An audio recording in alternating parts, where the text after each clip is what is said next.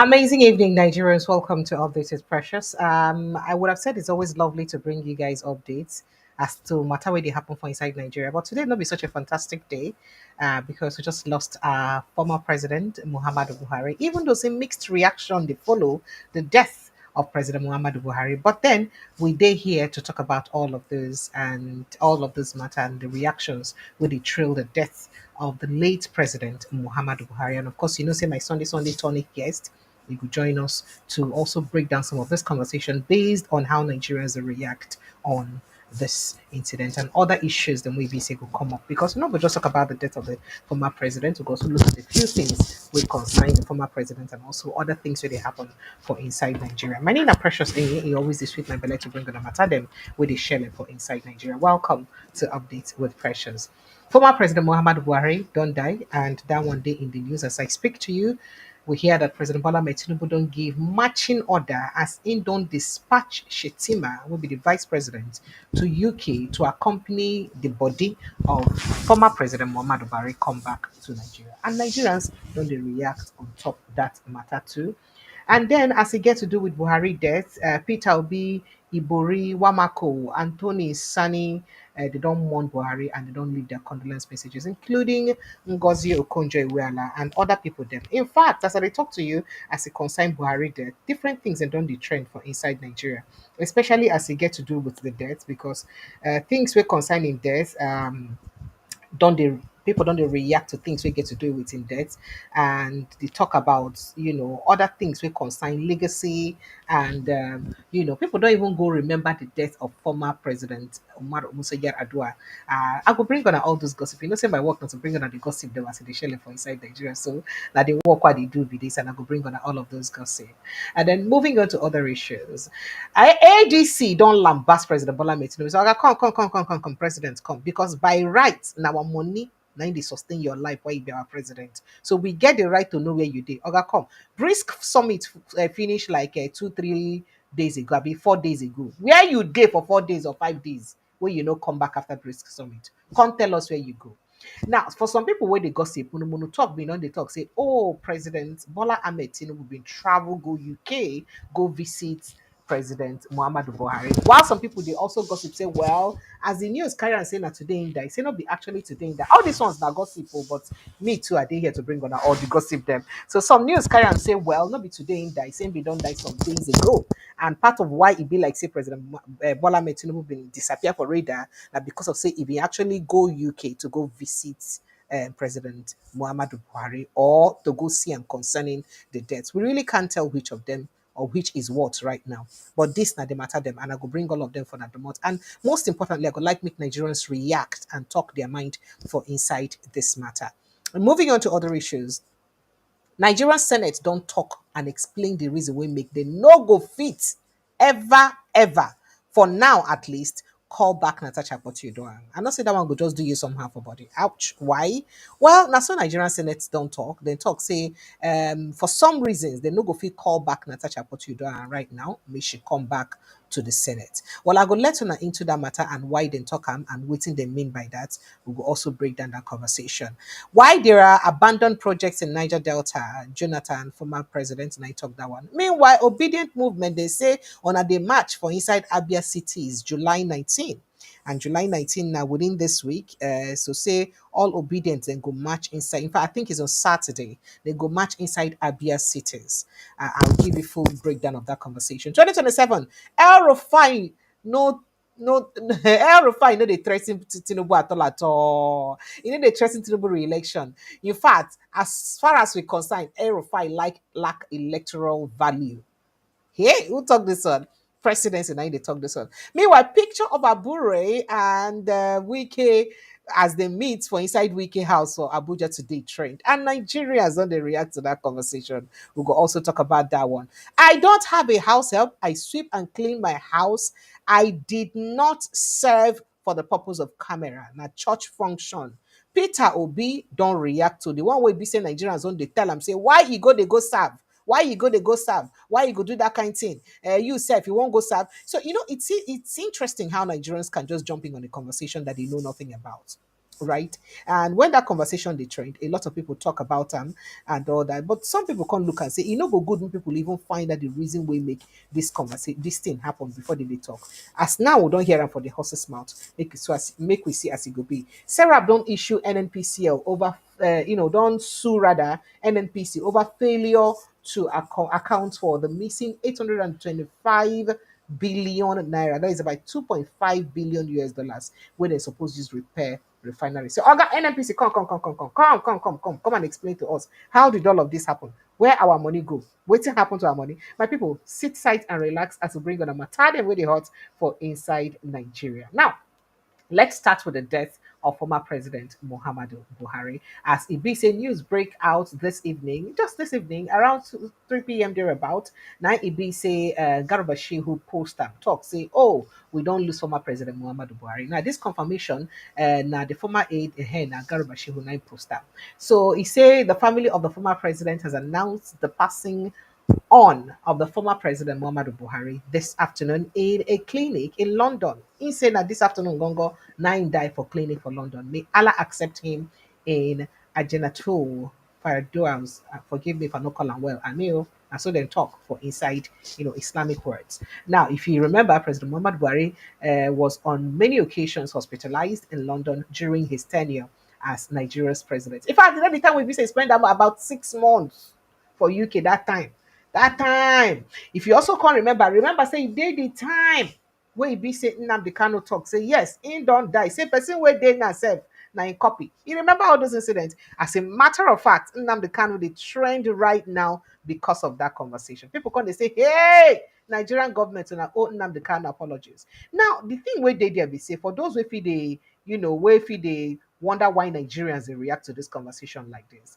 Most Nigerians, it can't be like say they don't lose trust and confidence for inside their government, especially after this kind of thing happened with former President Umaru Musa Yar'Adua when in death happened like this, and the reaction will also trail or the drama will trail former President Umaru Musa Yar'Adua death.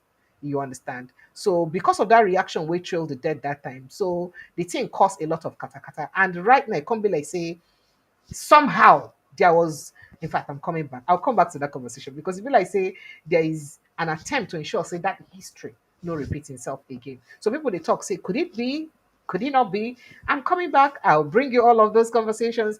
Now if you also remember, while in office between 2015 and 2023, former President Buhari made at least 13 known medical trips to the United Kingdom.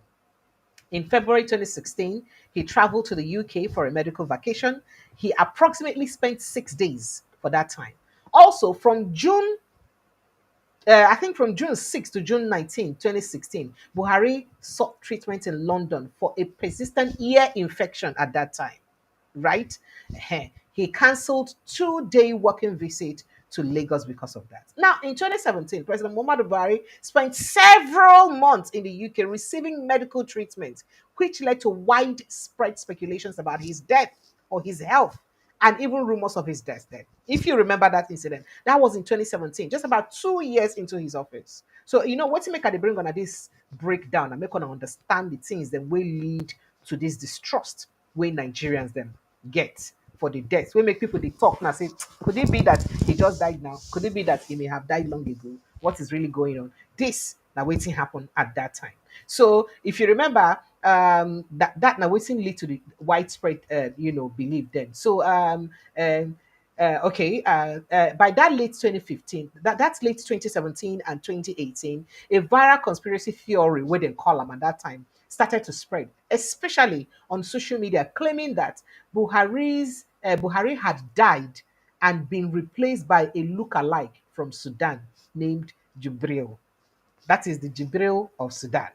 Now, from January 19, that was, of course, made famous by Nnamdi Kanu. Well, one of the case where we said the federal government hold against them till today. So, I'm not here to just bring on the rumors. I'm here to bring on the cocoa of the matter them. As it is hot, that's how they bring and give on like that. And, of course, with detailed and verifiable evidences. Now, from January 19 to March, after that long time when travel, that long time when travel for 2017, we spent almost 6 months or thereabouts for inside the UK, will lead to this rumor of in death. It can't travel again to well for 2019 because January 19 to March 10, 2019, you can see the long time, about 3 months. The former president leader also a day for an extended trip to London for about 50 to 51 days. That one also raised a lot of eyebrow again. Now, he reportedly underwent a blood transfusion and told Nigerians, I've never been so sick in my life when he come back. If I remember those incidents, don't make me go and dig out footages because these things never tweet away then happen. Also, from August 3 to August 18, 2018, Buhari had an additional 16-day working medical leave in the UK. Now, remember, after that long time when in go, we be so Shibajo act on his behalf. Well, Shibajo come begin take some decisions, come make come make some changes and all that. Since that time, if you can't travel again, they need a great transmit power to Shibajo like that again, if you remember. So now waiting make them call this one a working medical leave. Maybe now waiting make since President Bola Ahmed Tinubu enter office, he really never transmit power to Shettima. Most of the time, now working visit they go. If you visit, they stay long because they go say, oh, don't worry, no need to transmit power because go stay long. As long as say no stay past 2 weeks, he go come back, come doing work. Even when he stays some days after 2 weeks, it no matter. He need to hand over power to anybody. You remember what caused all these incidences then? All of this matter. So I say make I break and down for now one by one. Now on May 7 August, Buhari had his longest medical trip, 110 days in London. That is on May 7, I think May 7 to August 19. Yeah, May 7 to August 19. He had his longest medical trip. And with limited official updates, fueling speculation of his death. 2019. Another one. That is this major one. This major one will happen for 2019. Just before the 2019 election. People come, they say, waiting they happen now. After the 2019 election, waiting they happen. Now, also, from August 3rd to August 18, 2018, Buhari had an additional 16 days working leave. I told you. Fast forward to April 25 to May 5, 2019, a 10-day private trip to the UK was taken by the former president. Between November 2nd to 17, 2019, he had another 15-day private stay in London. Private stay. Now, after the pandemic or the pandemic lockdown, former President Muhammadu Buhari resumed health trips on May 30th to I think mid-April 2021. From June to August 2021, he extended UK trip alongside attending an educational summit, if you do remember them. Now, in March and October 2022, Buhari took 2 undisclosed checkup trips to London. Again, undisclosed. Now, in May 2025, the former president took his last known medical routine, just this recent week's checkup to London, which was, I think, around the Economic Community of West African States, ECOWAS 50th anniversary. Now, one of the reasons we're making no show up for that anniversary, he sent a letter to the delegation in Lagos through President Bola Ahmed Tinubu wishing African leaders well. Now, a few weeks back, reports surfaced that the former president was in an intensive care unit on an undisclosed London hospital. He was confirmed dead today, Sunday. However, rumors we don't carry him say he don't actually die before the Sunday. Now, people they talk say now supposedly a blood cancer nine killer, maybe leukemia. So if you remember these incidences, they say na leukemia nine killer. But make I quickly go bring on some footages maybe they make around that time because apart from Nnamdi Kanu, I'm not going to play you that of Nnamdi Kanu because of how controversial people call the matter at that time.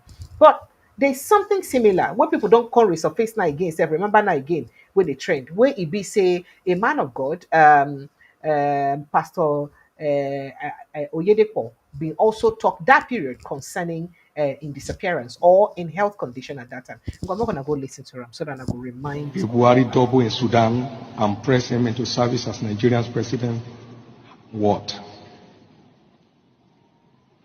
The representative of the Jubril family, that is the supposed impostor, having discovered the gigantic swindle, suddenly showed up in Abuja the other day and demanded to be compensated with a power-sharing arrangement at the federal level in perpetuity, plus 50% of Nigeria's oil revenues for 10 years in the first instance.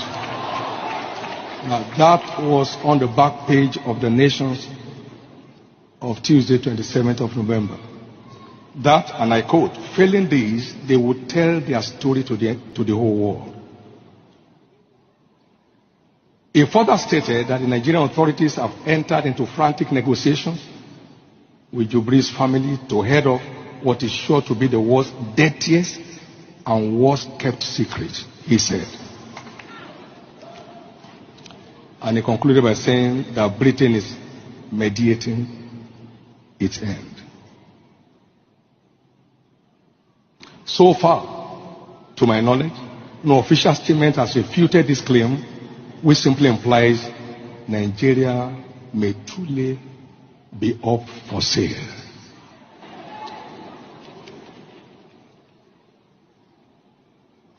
The question is, has Nigeria now suddenly become a population of fools? I believe it's time to come away from our slumber and salvage this nation from slavery. If this evil tide is not dealt with quickly and decisively, Nigeria may be about to be recolonized the second time, and this time by another African country.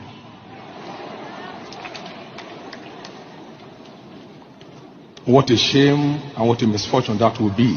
God forbid.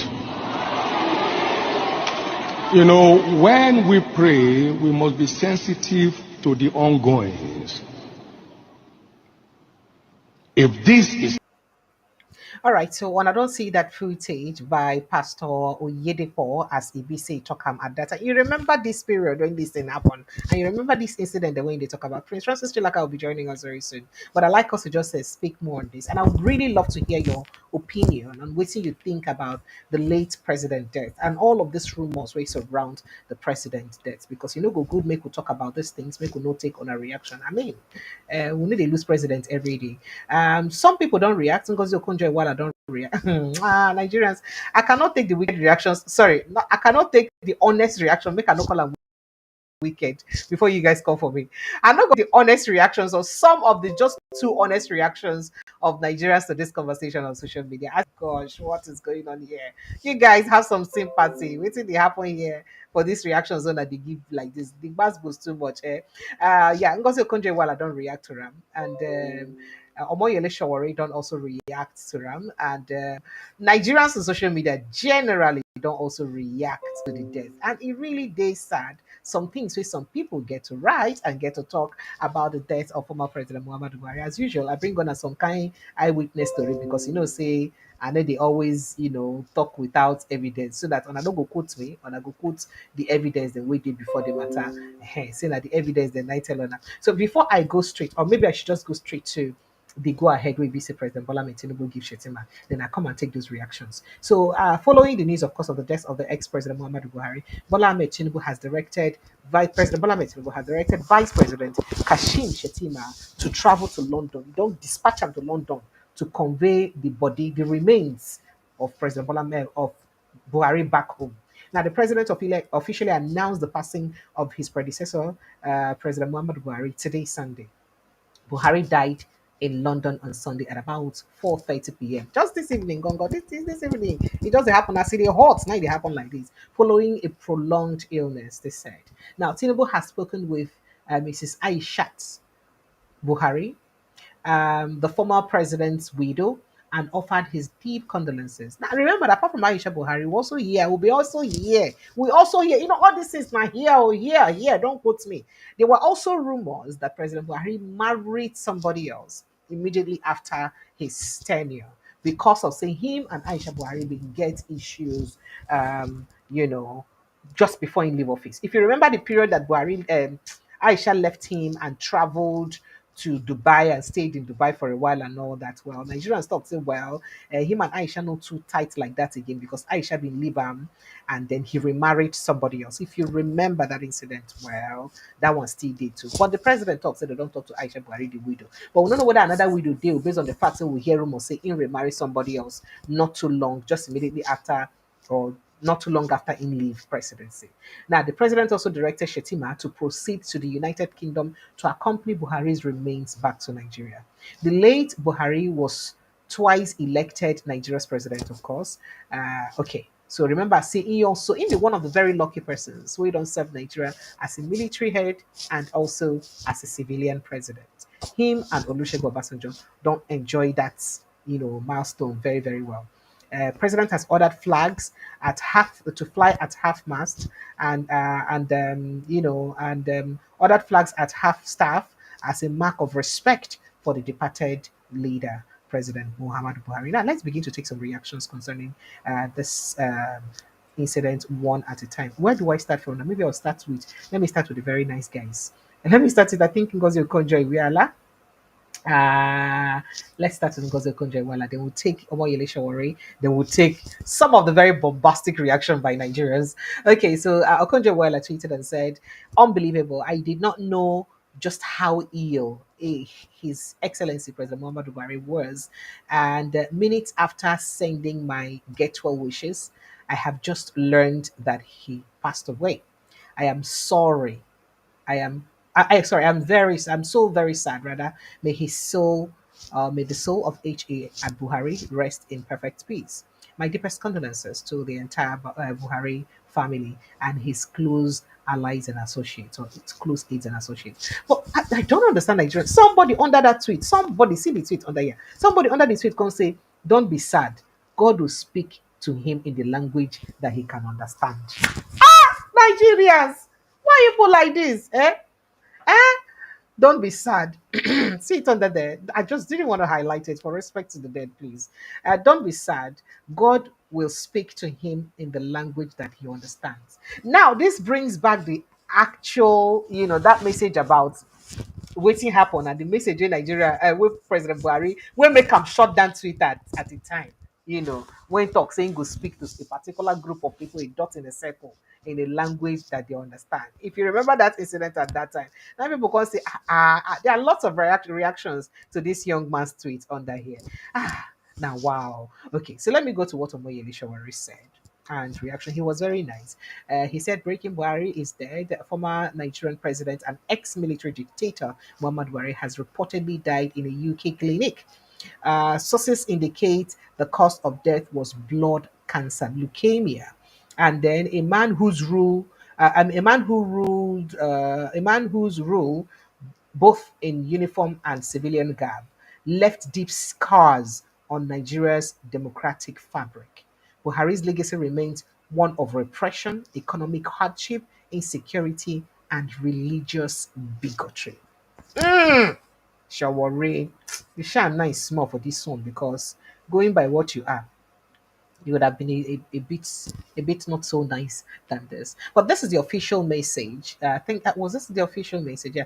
That no that nah, let me see the official message that Garba Shehu put out before I begin to give you guys those buzz then one by one while we wait for Prince Francis Chilaka to join us for inside the studio very quickly. I was hoping I'll see those tweets very quickly. Forgive me, forgive me, forgive me. I am trying to get that message. Okay, well, while we're still looking for it, so now under this particular message, this video that I played, somebody just said in 2018, Bishop Oyedepo, you can see the message here so that it doesn't look like it's me. Oyedepo claimed that the real Buhari is gone and replaced by a clone and mocked those asking him to retract his statement about President Buhari being dead and replaced by a body double named Jibril from Sudan. And he puts the video on that there. When they say that's the evidence, that's not one of the reactions. So then let me give you more reactions because there are lots of reactions. So when I say Nigerians react, Nigerians really did react to the conversation. And then what? Yeah. So there are other reactions here. This says last week Sunday, a friend of mine, if you read the message under that very well, you see the screenshot of WhatsApp chat where you put under there. That's WhatsApp screenshot. Yeah. So you say a friend of mine came to our group chat and said former President Buhari is dead. And today, after a week, they announced that he passed away. What's really going on? May Allah grant him eternal rest. So he said. So that is to say that these people don't hear them before. I actually got this rumor. I think it was on Tuesday that I got the rumor, and I was asked to break the news, but I told myself I'm not going to break the news, especially as it gets to do with the death of somebody, until the family officially break the news. So some of us may not get wind of this information ahead of time, but We weren't sure. You know how Nigeria did be. But even if you're sure, there's some information that as a journalist, you don't just pass out like that because you want to, really be very careful in passing out those information. But let me send, post some of the very, very, not so nice messages and reactions of Nigerians on that conversation. And that. Now, here is under Buhari's tweet itself, where Garba Shehu wrote on his behalf because it's his media handler. And after that, somebody put under, he posts, he said the family had passed, he put the message and all that. Somebody wrote on that, said, after you spoiled the country, may God judge you according to your deeds. Hey! In fact, some people are now wishing him that, may God receive your body the way you treated Nigerians throughout your 8 years rule. May God do you the same thing you did to Nigerians. And then there were other people who were against those statements. And some people said, wait a minute. If you're against the statement, does it mean that you actually, love Nigeria more than we do, or that that you're sure that he actually treated the country very bad? And that's why you're against the statement. So you can see the reactions. Please don't ask me to read them. Don't ask me to read them. Uh, Okay, so don't ask me to read them. So okay, so the funniest thing about this conversation, Nigerians even went as far as going to major international news platforms like CNN, BBC. When they post them, they go under the platforms and they talk about why you notice say Nigerians from a particular religion, they wish his soul well. Other Nigerians, they talk about how terrible his tenure was or his administration was in the life of Nigerians or for Nigerians. And I'm just wondering, like, what's going on here, Nigerians? What's going on here? What did they happen here? Can we just be a bit nice to the person who's dead? At least make we just give some respect, a little respect to the person we don't die. Make it not be like say we should do. Now reactions. Don't they follow that conversation as I speak to you right now? A former story carry am say President Bola Tinubu don't summon an emergency session of the Federal Executive Council scheduled for Tuesday, July 15, 2025, in honor of the late former President Muhammad Buhari, who died in a UK hospital today, Sunday. Tinubu discloses in a tribute he personally signed today, Sunday evening, shortly after the news of Buhari's passing away. Now, the president confirmed that Buhari would be accorded full state honors. As a mark of respect to our former leader, have directed that all national flags fly at half staff across the country for 7 days from today. That's what you talk for inside the tribute. Say, I have also summoned an emergency Federal Executive Council meeting on Tuesday dedicated to his honor. The president said late President Buhari's passing filled him with profound sorrow and heavy heart, adding that Nigeria has lost a patriot, a soldier, a statesman. So the thing paid that well. Hoping him go.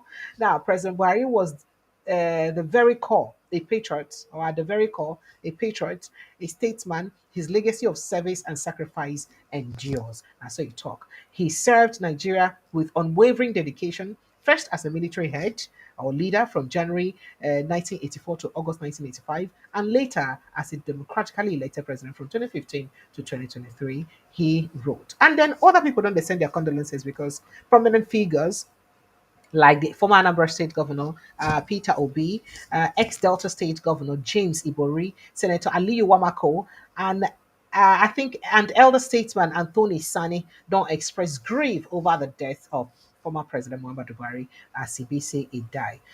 Labour Party's 2023 presidential candidate Peter Obi described Buhari's death as a moment of deep national reflection. Mm, mm. That is a moment to be able to think and deep, rethink our mind, make the nation reflect, reconsider itself, think and well again, deep. Oh, wow.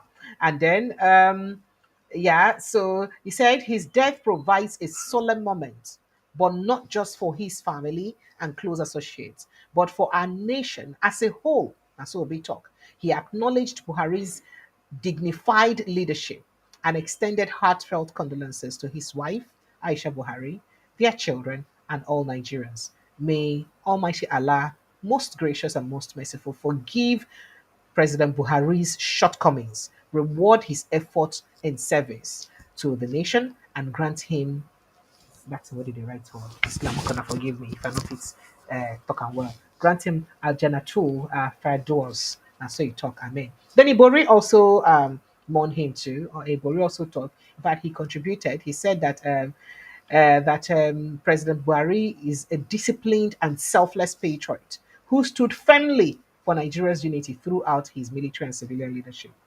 His invaluable contributions to the socio-political development of the country remained unequaled and will not be forgotten, so he said. Nigerians, phone lines are open. I really would love to know what you think about. I would love to take your reactions and thoughts on the late president's passing. Please kindly call us up.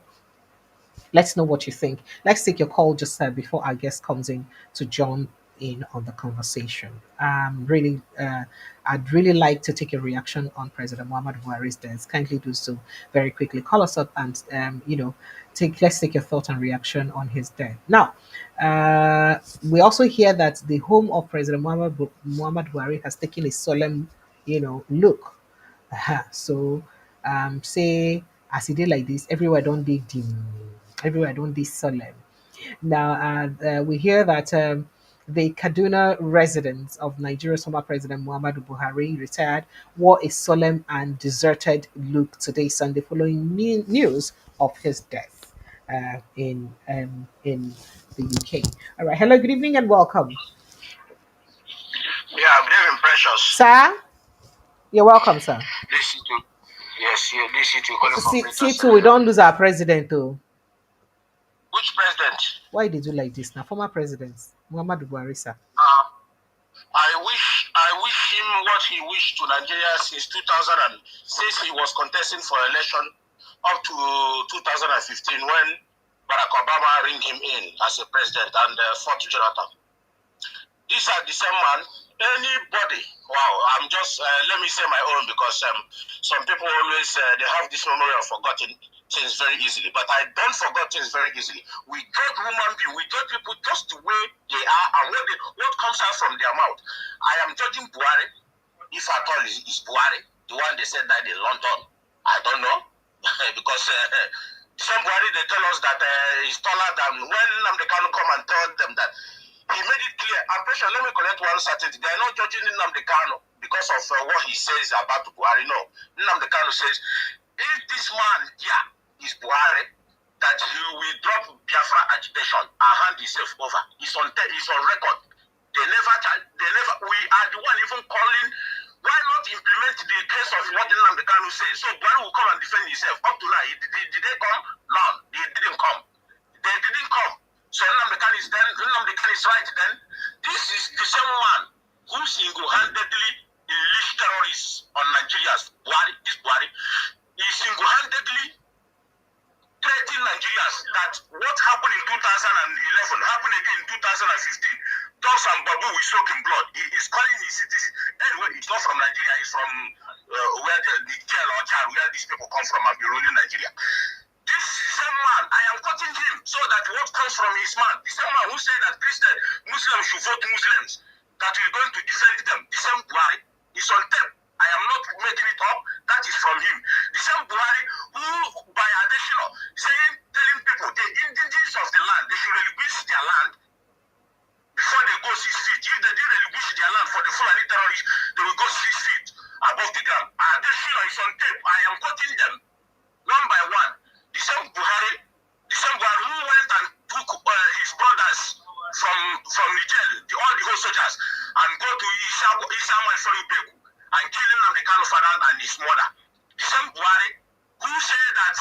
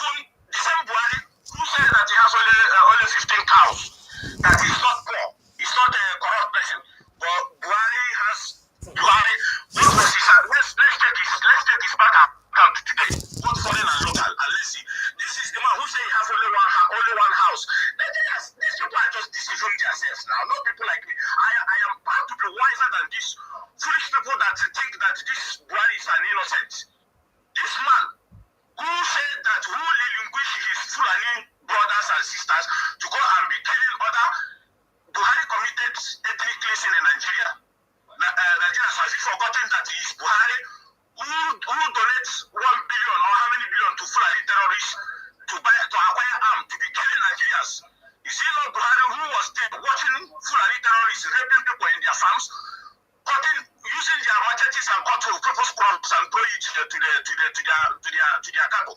You see not the same Buhari, which is brother Satan of Sokoto. They watch how their kinsmen butchered innocent Benues, butchered innocent Plateau, and they now come to the east. That is where Nnamdi Kanu stopped them.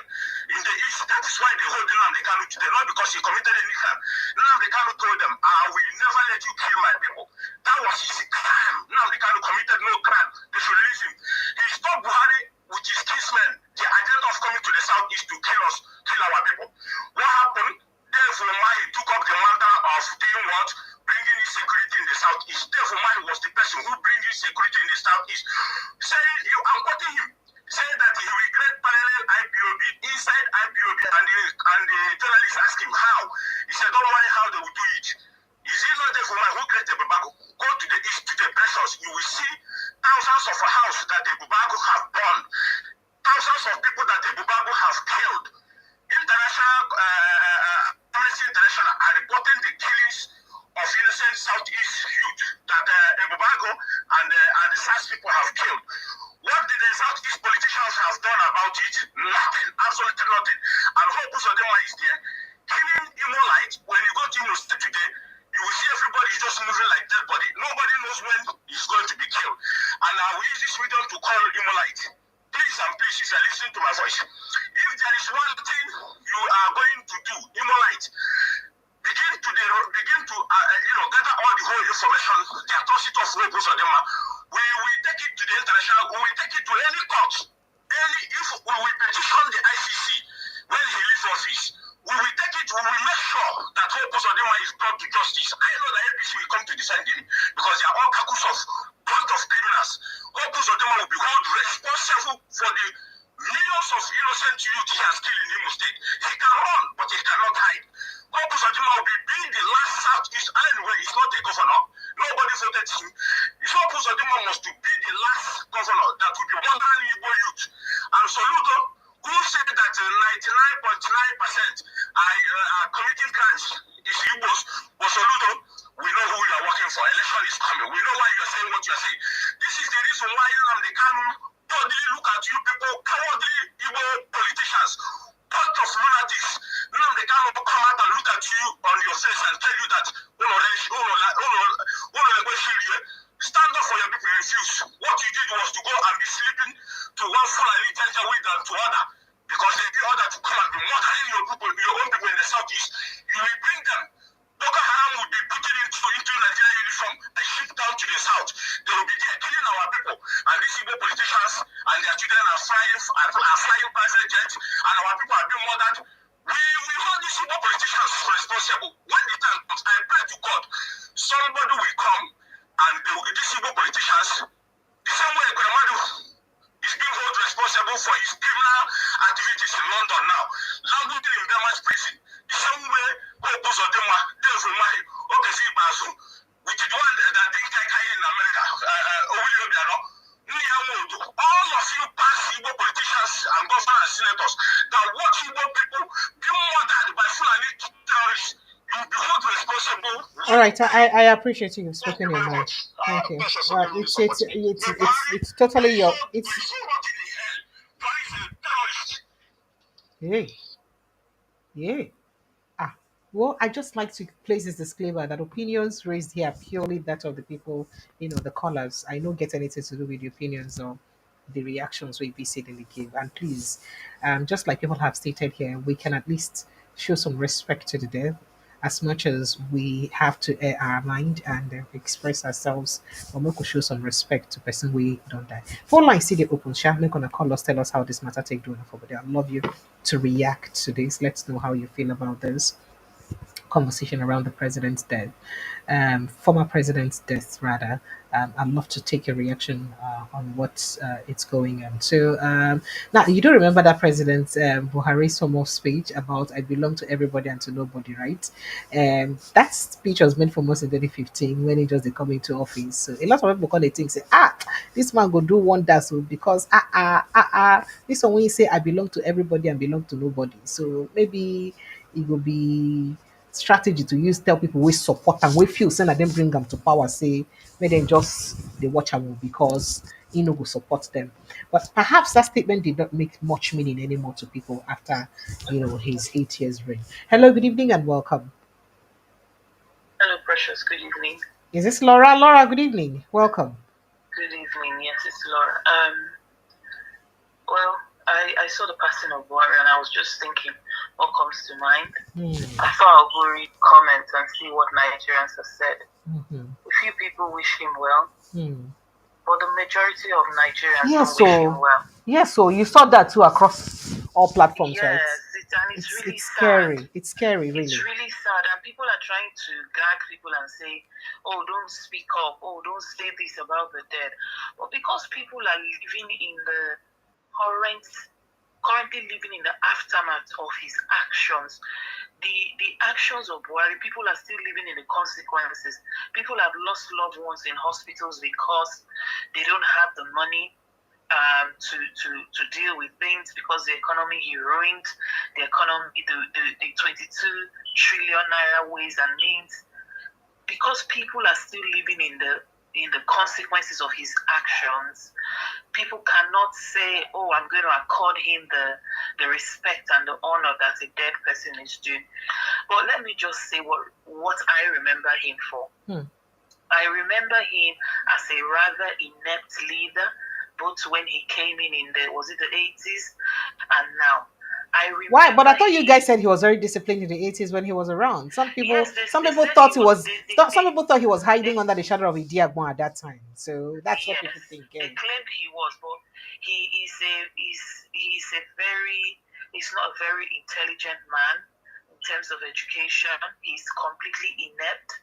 His second coming, if he was wise, he would have done one term and gone to sit down, because clearly he was ill. Buhari was inept. Buhari was a man who did not respect the rule of law. Many times he disobeyed court orders. He was the one who removed the chief judge and put Tanko, the other chief judge, to do his bidding. It was under his term that we had number 4 become number 1 in an election, Hope Uzodinma, because he needed Imo State for the 2019 or what election. He was under. He helped to destroy the Nigerian judiciary system. He was a man that did not submit himself to the rule of law. He was very high-handed. There was a lot. Do you also remember that incident of us sending a representative to whether ECOWAS court or something, and the very inept representative? Yes. You remember, right? Yes, I think I remember. If I recollect properly, he was a man who did not respect the law. Many court orders were flaunted by his federal government, his government, where he was the head of the government. He will be remembered for the death of people at Lekki Toll Gate. He was a ruthless man. Many people will look at him as a man who gave the ultimate order to murder Nigerian youth in cold blood. Many of those bodies were only released and buried in a mass grave in 2022. I think it was after the elections. He will be remembered by the parents of those who lost their children at the toll gate as a cold-blooded murderer.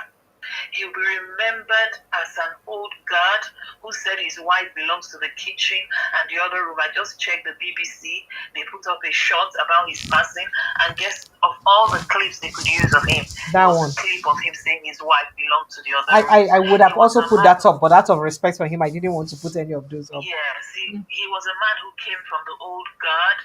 I had very little consideration for him. Even people who are trying to say good things about him, all they could say is, "Oh, he comported himself well." The man was an inept leader. We know that Obasanjo was a man who demonstrated a lot of rascality in government. A lot of the things you see Tinubu do now is like he's saying, "Well, Obasanjo did that, I can do." But what Obasanjo did not bring was that rascality in elections and being inept. So we were able to forgive and overlook a lot of things from the Obasanjo era because the economy thrived under him. Buhari failed the North. Buhari failed the 11 million Talakawas in the north who voted for him. Buhari failed the northwest. Buhari failed northern Nigeria. That was why in the 2023 election, I think PDP won his state. In the elections, I think 2019 and 2023, I can't remember 2019. But they claim he still has that cult followership now. That's what they claim. He lost Aso Rock twice as a Yes. sitting president. I don't know of 2019, but he lost it in 2023. He was inept. He was cold-blooded. Many people from the southeast of Nigeria remember him as someone who led a particular battalion against the war. This man's history will remain checkered. Many people will remember this man as a man who destroyed our economy, took a 500 and something billion naira economy and reduced it to about 300 and something billion, printed 22 trillion in ways and means. Corruption had the highest order in his time. He did not respect the constitution. He was out of the country 3 times. Multiple times in the year, he refused to transmit power. No, not 3 times. So he wasn't. He was out of the country more than 3 times. If you listen to the beginning of this show, I chronicled how many times he came. He left. I think over 13 trips, for medical reasons alone. No, over 13 medical trips he made. And at some point, he was almost 6 months. He stayed almost 6 months out of the country. I think about 100 and something days out of the country. Thank you for pointing that out. The last thing that every one of us begged Buhari to do for us was to give us a free and a fair election. Nigerians were willing to forgive his ineptitude, his wickedness, his callous soul for the killing of people's children at the toll gate. All we begged of this man was to give us a free and a fair elections in 2023. But alas, like Pastor Sarah Omako said, alas, look at him. His legacy is robbed and mired in the blood of those people who lost their lives at the toll gate. His legacy is mired by the battalion he led during the Civil War. His legacy is mired by the destruction of our economy. Nigerians will remember him as a man who was both callous, cold, calculated, wicked, inept, and of all, a religious and tribal bigot. That is my recollection of Muhammadu Buhari. Thank you. Thank you so much, Laura. I appreciate you. Thank you. Do enjoy the rest of your evening. Thank you. Oh, wow. Hello, good evening, and welcome. Let's hurry so we can get our guests join the studio. Good evening. Yeah, good evening. My name is Emmanuel Adebanjo. Mr. Emmanuel Adebanjo, you're welcome. Go ahead very quickly, sir.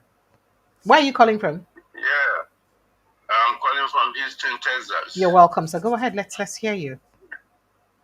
Yeah, I mean, the news of Buhari's death is I won't say it's shocking because he's an old man as far as I'm concerned. Now, a lot of things has happened. First of all, people like to credit him for whatever he did in 1983 or whatever when he was a military head of state. It is that people didn't really understand what happened that time. That time, I was the national sales manager of a company, and I was touring the whole north. All those war against the discipline that they were operating in the south, with soldiers whipping drivers, with koboko doing all sorts of things. There was nothing like that in the north. When I discovered that these people were just, oppressing the southerners with all these their rules of enforcing discipline in the south, which was null and void, nothing like that in the north. I was very much embittered against Buhari and Idiagbon. That if this thing is not operating in the north and it's only in the south, our people are so gullible. They just follow everything thrown down their throats. They cares. There was nothing like that in the So north. he was ethnically biased at that time too, just like they Yes, accuse him of being ethnically yes. biased All those even. soldiers they were using on the street, whipping drivers and all those things. There was nothing like that in the north. I was in Sokoto, Kaduna, Jos, Maiduguri, Kano, Gasha, name it. Every part of the north, nothing like that. Does it mean that it's only the southerners that were indisciplined or what? Are they trying to claim that it was only they are saints? The same thing happened during his rule as a civilian president. What he did to in the house of Sunday Buhu and Nnamdi Kanu, I can never forget. If he had, he would have killed both of these men, both Sunday Buhu and Nnamdi Kanu. Are you saying this? Are you saying this because of the activities of bandits under his watch, and then the killer headsmen under his watch too? Yes, I mean, he was responsible. The president that came in, and his priority, the first priority was for him was to try to he was looking for the grazing route for the cattle. I said, what kind of president is this? That your priority is to look for the grazing routes for cattle, and that he was going to reclaim all those routes that people are built on the route that are going to destroy house. He actually set up a committee to look for those. When that one failed, he wanted to produce this water, yes, and then the water resources failed. That was going to claim like 15 kilometers both sides of all the rivers in Nigeria. So what is wrong with this man? They sent soldiers to the east. I'm not Igbo, but I know everything he was doing. They sent Igbo to the east, soldiers to the east, killing the people, and he was calling them unknown soldiers. They were behind all these things. They said he described the East, the Igbos, as a dot in a circle. That the Igbos, maybe their parents and grandparents did not tell them. The present day Igbos, maybe their grandparents did not tell them the history of what happened in during the war in 1966 to 70, and that if they told them that this is determined to do it again, they said the Igbos are just a dot in a circle that could easily be wiped off. Which was more like a threat to a particular ethnic group. That would want to, wipe away the section of his country. And he actually tried to do it. We're killing the Igbo youth. They were doing, even all the, and that is why I'm baffled at what kind of people are governors, Igbo governors, the governors in Igbo land, are they truly Igbo or foreigners? Thank you, sir. Thank you so much. What kind of people are these? Thank you. These liver people who all they need to do is to go to Abuja, cap in hand, begging for things that is their right in any way. I mean, what kind of governors are these? I'm not proud of any Igbo governor.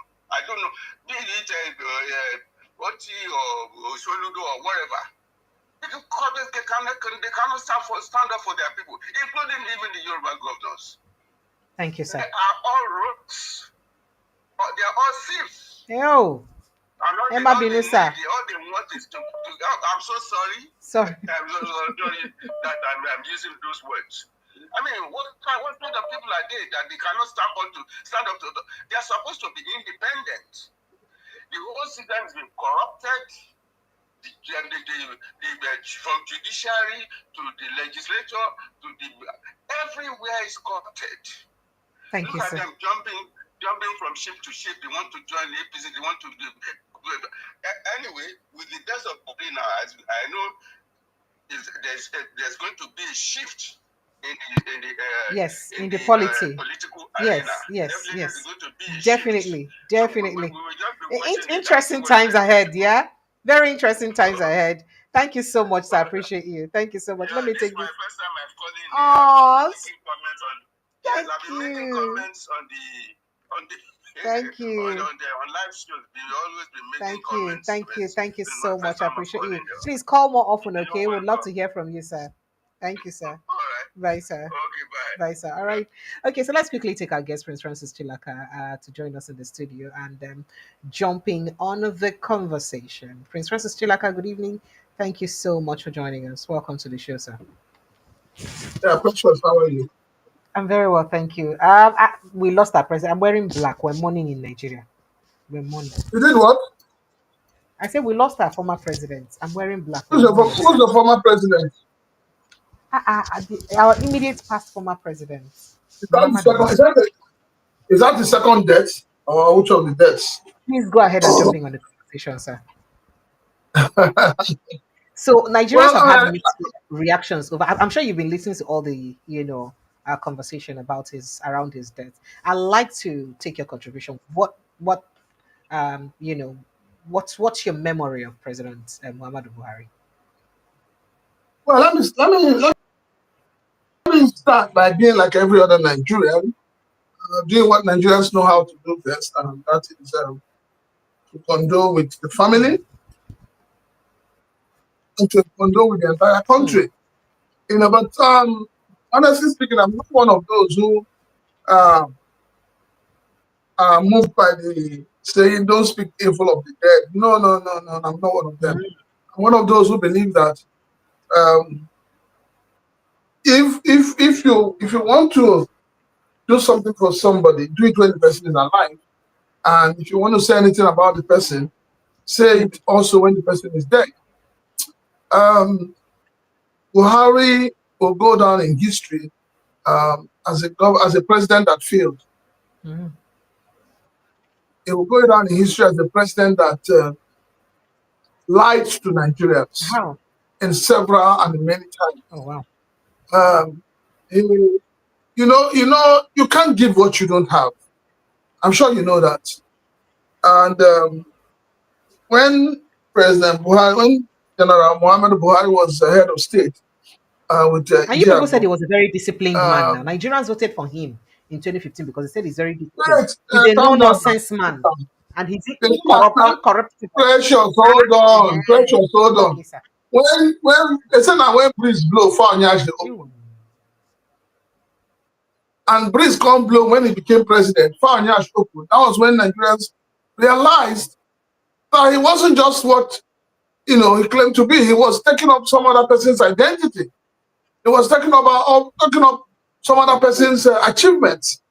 And that is the same thing we've seen, with our present president, who tells you he built Lagos. And, those who are supporting him and those who are campaigning for him and those who campaigned for him, those who packaged him, said he built Lagos. And when you say he built Lagos, you ask yourself, what did the likes of late Aljannatul Firdaus do in Lagos? What did Buba Maruba do in Lagos? What did Fashola do in Lagos? What did Ambode do in Lagos? So if one man built Lagos, then all these other people can be referred to as non-entities. So the same thing brings us back to Buhari when he became president. Before he became president, a lot of people, including this current president, including the likes of Wole Soyinka, all of them sold him.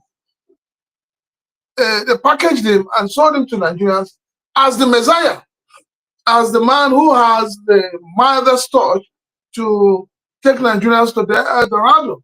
And everybody kept talking, oh, he was a disciplined man.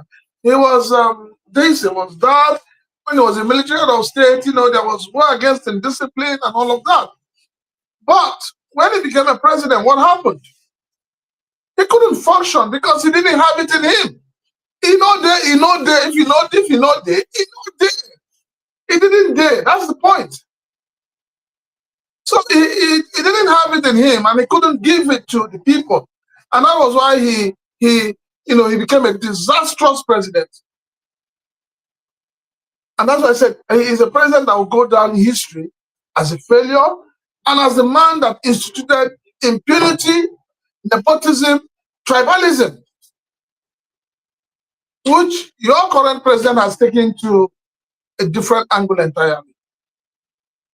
When Garba Shehu, a few days ago, came up with his rap story, honestly, something in me told me that there was more to that story.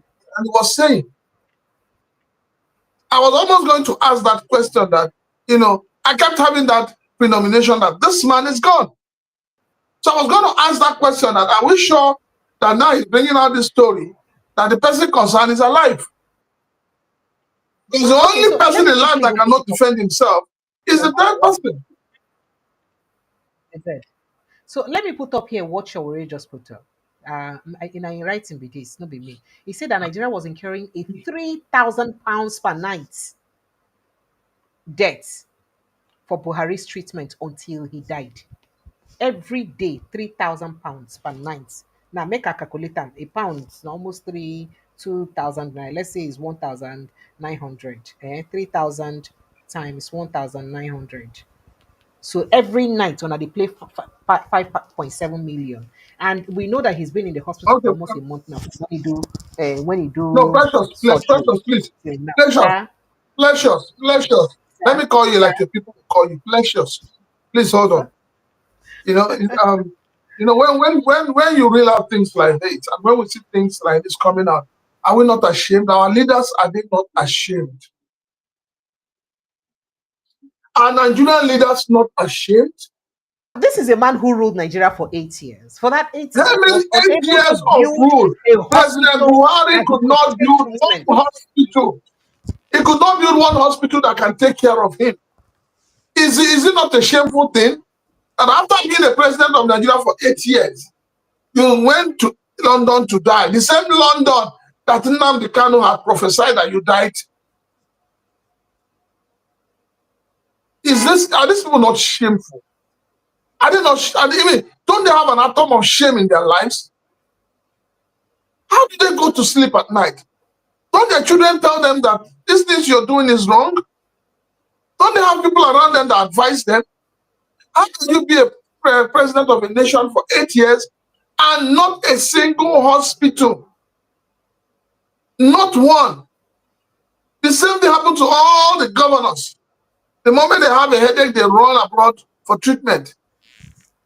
Not one. As it is today, the rumor is that your president has gone for medical checkup. Nobody's talking about him. Your president just disappeared as if he entered into Bermuda Triangle. What kind of leaders do we really have? What kind of leaders do we have? So Buhari has gone, he has gone, I wish him safe passage to the world behind. I don't know about rest in peace. I don't know about that, because the suffering he has inflicted on Nigerians, the multidimensional poverty has inflicted on Nigerians, the hunger, and the current bad governance that it was part of those who inflicted it on Nigeria. So I wonder how anybody would not say rest in peace. In what way is going to rest in peace? It's those the lives that have been lost while he was president, those that were killed that we know of, those that were killed that we didn't hear of, those that he will obviously pretend he didn't know what was going on, because your president kept telling you then that he's not aware of what was going on. So how would I open my mouth and say rest in peace? I will not do that. And that's the truth. And it is high time that Nigerians will stop this hypocrisy of eulogizing people when they die rather than telling them the truth. We should be able to tell our leaders the truth when they are dead. Even in their grave, we should be able to, if they need to be abused, we should abuse them. We need to set certain things right in this country. See, let me tell you, if Buhari was an Igbo man and had died in the 50s or 30s or 40s in Igbo land, you know that they will not bury him amongst the people. They will not bury him in the Igbo forest. That is how bad the things he has done to Nigerians now. And that is the kind of hatred. As I talk to you right now, Nigerian Christian Association of Nigeria, northern people, all of them don't send this thing condolences. They all say that he lived they hail in national legacy, saying he lived a very precious.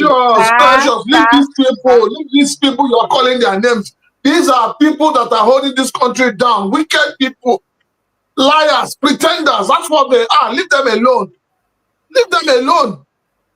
Don't bring in Khan into this matter because you won't like what I will say about Khan this evening.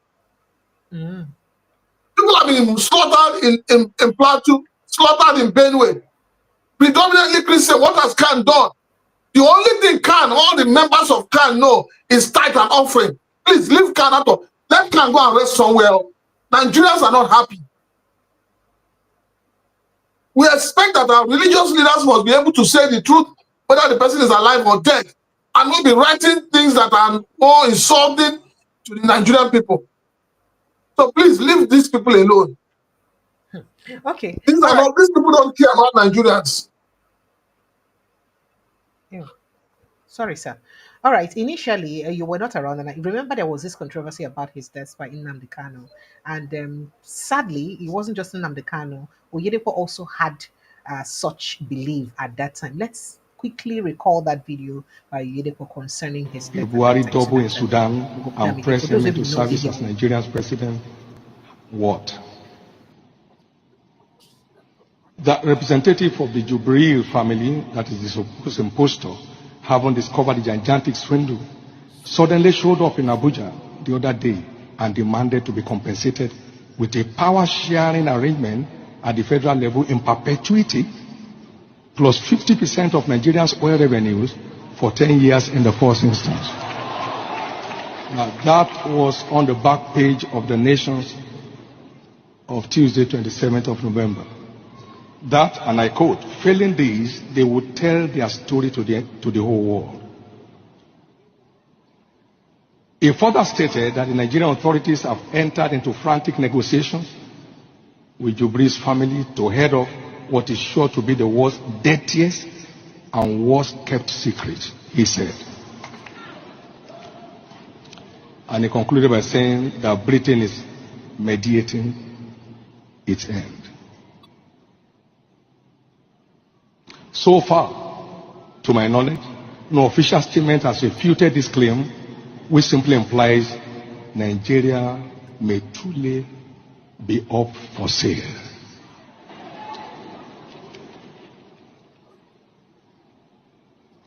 The question is, has Nigeria now suddenly become a population of fools? I believe it's time to come away from our slumber and salvage this nation from slavery.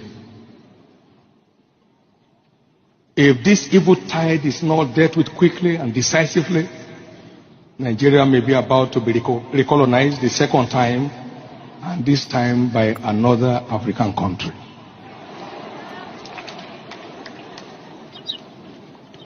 What a shame and what a misfortune that will be. God forbid. You know, when we pray, we must be sensitive. Video by Oyedepo. Then I quickly, very quickly, take this reaction. We followed this video at that time. Yeah. Now, somebody posted this video and he said in 2018, Bishop Oyedepo claimed that the real Buhari is gone and replaced by a clone, and mocked those asking him to retract his statement about President Muhammad Buhari's death, and so on and so forth. But like I just could take some calls, sir. I will bring you back to the conversation. Hello, good evening and welcome. Hello, Precious. Sir? Yeah, actually, what is your name, sir? What is your name, sir? This is Henry. Henry, where are you calling from? I'm calling from California. You're welcome. Go ahead then. Yeah, actually, you see one thing with our politicians. When they be on position, that ego of like someone like, I'm the president, nothing can happen, I'm this, I'm that. When you're gone, it's what you did, it's not the money you have, the life that you impart. What are the things Buhari did in Nigeria? Nothing. Apart from Buhari to Tinubu today, that is where we are passing through the pains now. How can an old man cannot think how you have grandchildren? You don't even think about your grandchildren. You don't even bet when they kill other people's kids. You don't even care. I'm not pity for any politicians. When they go because they are the pains we are passing through today.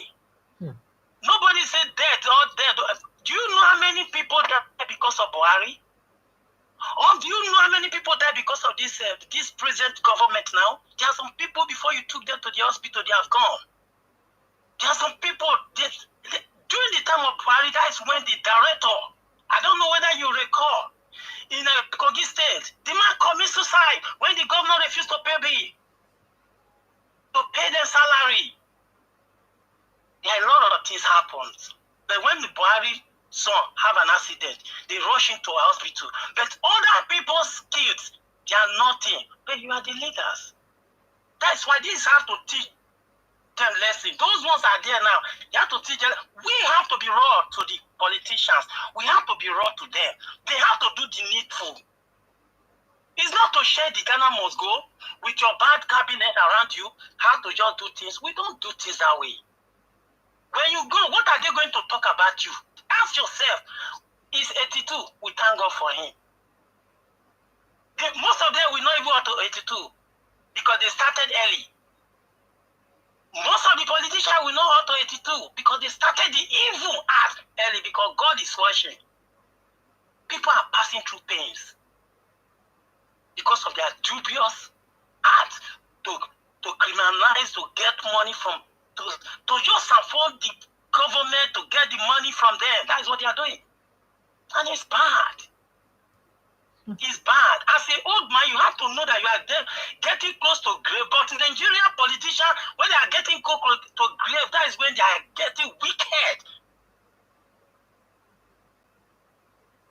Yesterday, I calculated money. There is something I read yesterday concerning the richest man in the whole world. The richest man in the whole world cannot even spend your own money. What are we even hustle for? We calculate even if he's spending $10,000 a day, you cannot even spend the money. What are we? And you have the money there. What are we keeping the money for when people are suffering?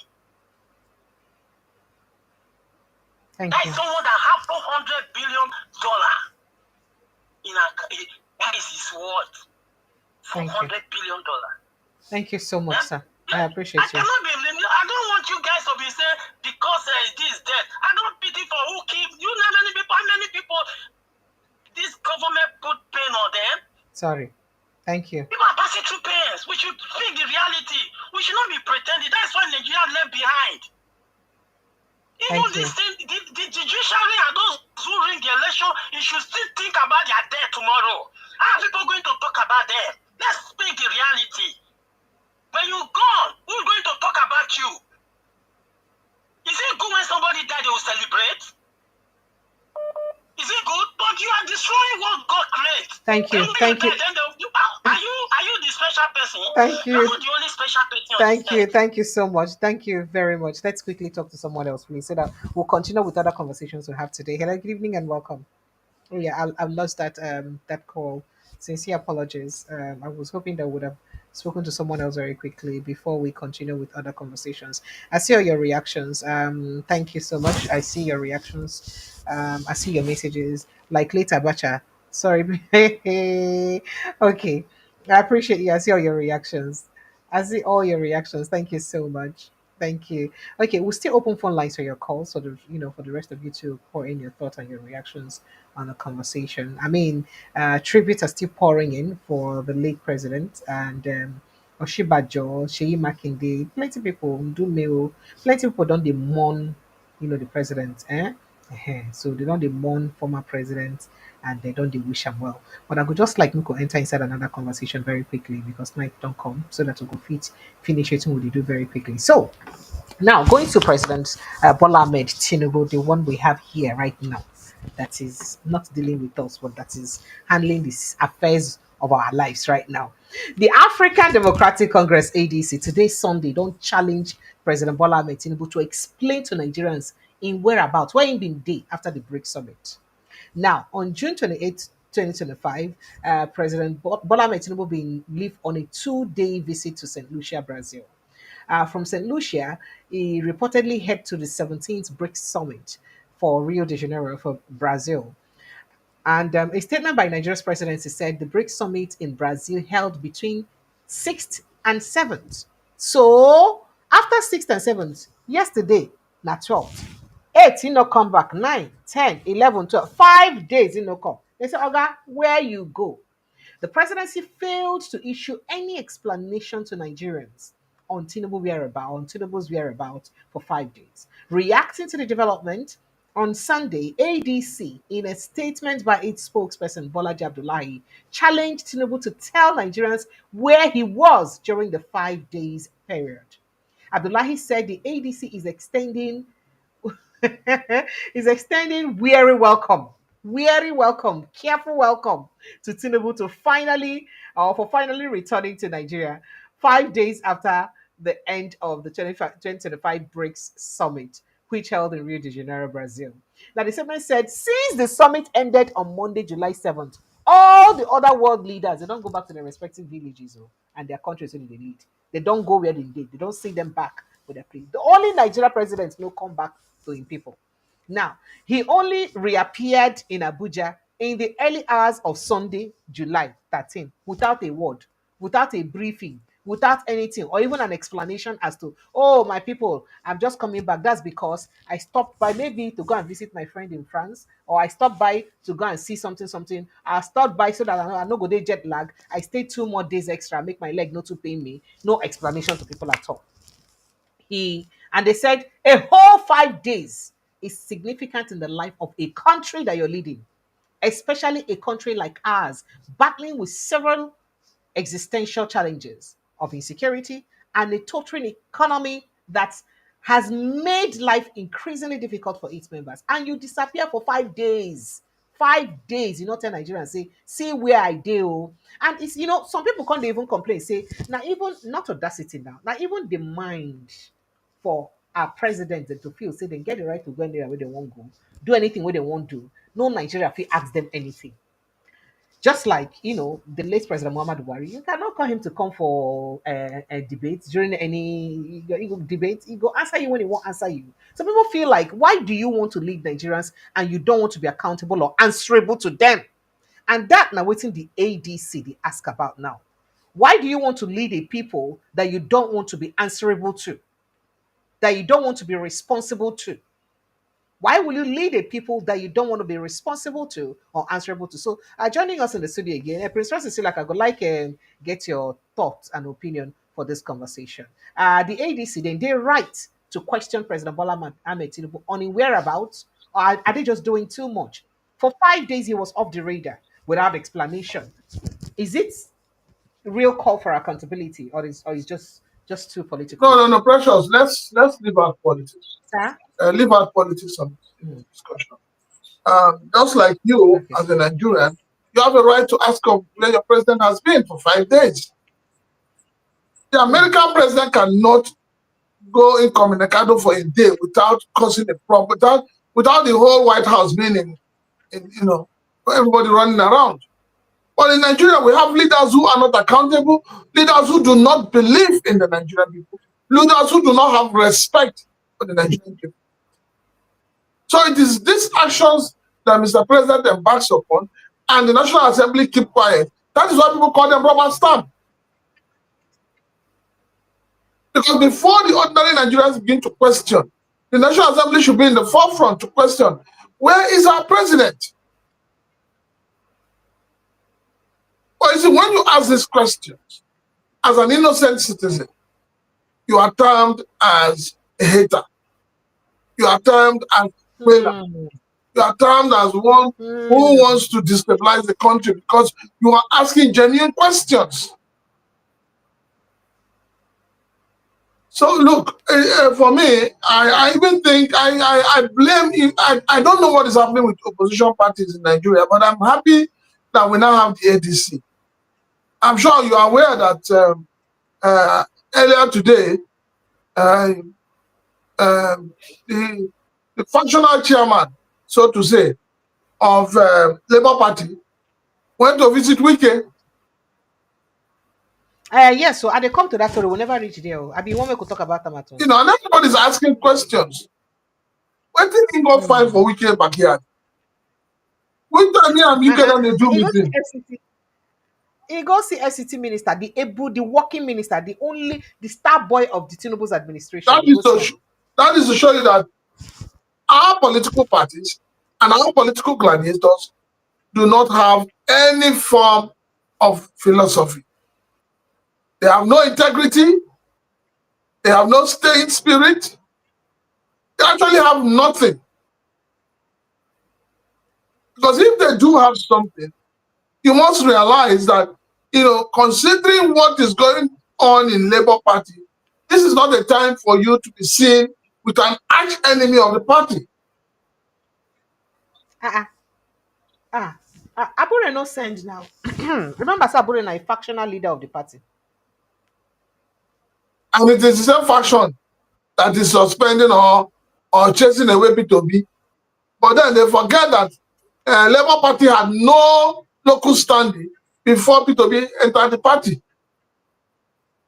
You see, the tsunami that is going to hit APC, over the death of Muhammad Buhari, it will be shocking. Because members of What do you think is going to happen? members of Buhari, late Buhari, that formed the coalition or the merger known as APC, all of them are going to pull off from APC.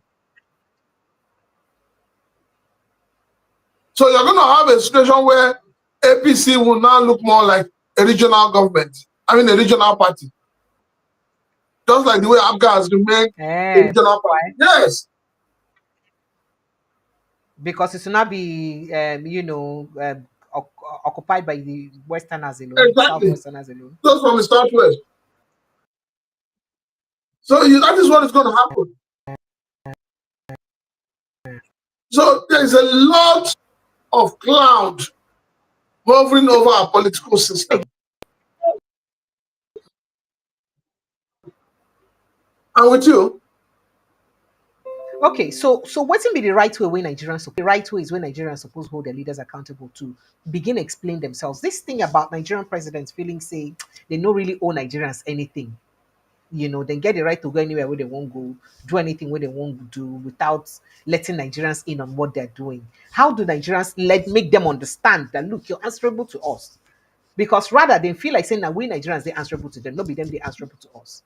How we go feel make them understand? Say you owe us to answer. How can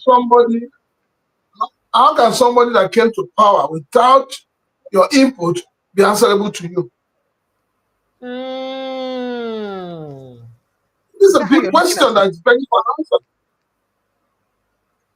How do you expect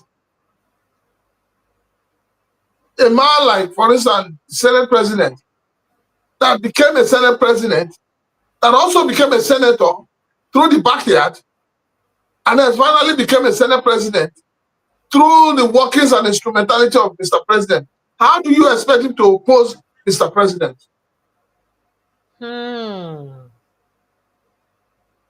So these are the problem. The people, so see, there's no magic about it. There's nothing to say about it. The only thing that can be said about it is the truth. How do you go and collect money from politicians? You collect rice, two mode of rice. You collect 2 pieces of Indomie. You collect salt. You even collect palm oil and groundnut oil to cook. And they give you money to buy. They give you 5,000 from which they expect you to buy tomatoes, pepper, and other condiments. How then will you be able to hold such a person accountable? Because he has already paid you money, given you food and everything before he ascended the throne. So how do you want him? What moral rights do you have to not go and ask the person questions? To not go and tell the person, oh God, come and render account to me. Who are you? You no longer matter. So let's quickly look at that conversation around Aburi visiting Nyesom Wike. Let me see if I even have that footage. So yes, the factional chairman, so the reporter, of the Labour Party, Abure, visit the FCT minister Nyesom Wike, even though say the purpose of the meeting be very unclear. But remember, say Abure will not ask Peter Obi to leave the party recently. We don't ask Peter Obi say you go leave our party. We no want make you do again. Leave our party, come out for us. Following the one way BC, Peter Obi go join coalition to lead for people that will go fit commot President Muhammadu Buhari inside office. So we can also be a member of PDP, but way we say they actively involved for APC and he said he go fight to make sure say President Bola Ahmed Tinubu come back for power. So less than a week again, Julius Sabure also asked Abia State Governor Alex Oti to stop misleading the public and make him follow waiting in the color, make him follow um, Peter Obi come out for inside the party. Now, this visit now, even though say they not talk the reason we make the visit, do you think he's deliberately sending signal to perhaps the P2B or the Nenadi Usman led team that look, we pass on for this politics? So say a lot of No, people no, we don't they don't accuse no, no, no. Abure say they work for President Bola Ahmed Tinubu. Is this Yes. him eventually coming out to say, okay, this is what it is, deal with it? They say when you want to dine with the devil, what do? Use a very long fork. They have been dining clandestinely with APC. Almost all the political party chairmen, almost all of them, they have been dining with APC clandestinely. But now they can no longer hide because APC will not give them room to hide anymore. So the reason why this picture is coming out, the reason why information is coming out about the visit is because the government has looked at it and they say we cannot continue to feed, take care of the bill of these people we are paying. So if we will continue to pay their bills, they must come. And you and I know the kind of person Wike is. Don't be shocked tomorrow that Wike will call a press conference just to tell you, Nigerians, the way he has worked so hard to bring other party chairmen to his side. He's capable of doing that. So now Abure has shown to, members of Labour Party that truly, truly, monkey hand, they're inside the pot of soup. That is what he has shown. He has made it clear that, yes, he has been the informer, the mole in Labour Party that has been selling Labour Party out to the executive arm of government. So it's not the only one. What you see, other political party chairmen that have been doing they will soon come out. We will soon know them. So it's a good thing. It's a good thing that, it is coming out now and we are knowing who is who. Rather than need to come out very, very late. So you can see the character of people giving a man like Peter Obi ultimatum to leave the party. So between Peter Obi now and this charlatan called Abure, who is doing anti-party, who should be removed from the party? So, precious, it's a simple thing. Let them continue. All I know is that when the Nigerian youths are ready, they will take back their country. Right, sir. Thank you very much, sir. But now we don't talk about this, so make we quickly also jump into Natasha Akpoti case as the Senate don't finally talk. Say, even though say they don't receive the CTC for inside Natasha case, but say they no go fit recall her now because say the certified true copy no state categorically say una must recall her at so point, which was what Aisha Yusufu was talking about at that time. That why did the certified true copy not state that? Now, this is exactly what the Senate is holding on to now. Now, the Senate has revealed what. Sir, let me finish the case now. Sorry, no vex. They don't reveal why they no go feel reinstate the suspended Kogi senator who they represent Kogi Central Senatorial District. Now, the right member say it will not recall the lawmaker until it considers the content of the certified true copy of the courts, of the court judgment. in the case involving her and the Senate President Godswill Akpabio. The Chairman Senate Committee on Media and Public Affairs, Senator Yemi Adaramodu, he talked this one today, Sunday, for inside interview with BBC, the Give News Agency of Nigeria. The report saying, okay, so the suspension, of course, the man, he talking, Adaramodu say, even the Senate spokesperson, he say the upper legislative chamber had applied for the CTC, stressing that until the document was received, in fact, this document has already been received, and they saw the document and they said that there is nowhere inside the document that the document stated. Let me state that categorically the way they said it. Yeah, make it no be say I talk by myself. Okay. So the Nigerian Senate firmly rejects, according to the report, rejected any move by suspended Senator Natasha Akpoti to return to legislative duties, declaring that there is no legal basis for her to resume or for her resumption. Now, Oga Adaramodu nine talk this one as a talker. There, he said this was the Senate's response to a letter dated July 11, 2025, authored by the law firm Numa San and Co. On behalf of Akpoti Uduaghan, which hinged its request on Section 318 of the 1999 Constitution. So that is to say that Natasha's lawyers had written to the Senate for her resumption. Now, the letter claims that the July 4 judgment of Justice Binta Nyako constituted a binding directive for the senator's immediate recall to the chamber on Tuesday, July 15. But in a sharp rebuttal, Senate spokesperson Senator Yemi Adaramodu made it clear that the certified true copy of the court's enrollment order contained no such directive. That is, say, he no carry that kind of directive. He stated that the judgment did not include any express or mandatory order directing the recall or reinstatement of Senator Natasha Akpoti Uduaghan. He emphasized that Justice Nyanko's ruling only offered a non-binding advisory remarks on the suspension's duration and did not in any way strip the Senate of its constitutional powers. According to the Senate, nowhere in the court judgment was there a declaratory or injunctive order compelling the Senate to recall the suspended lawmaker.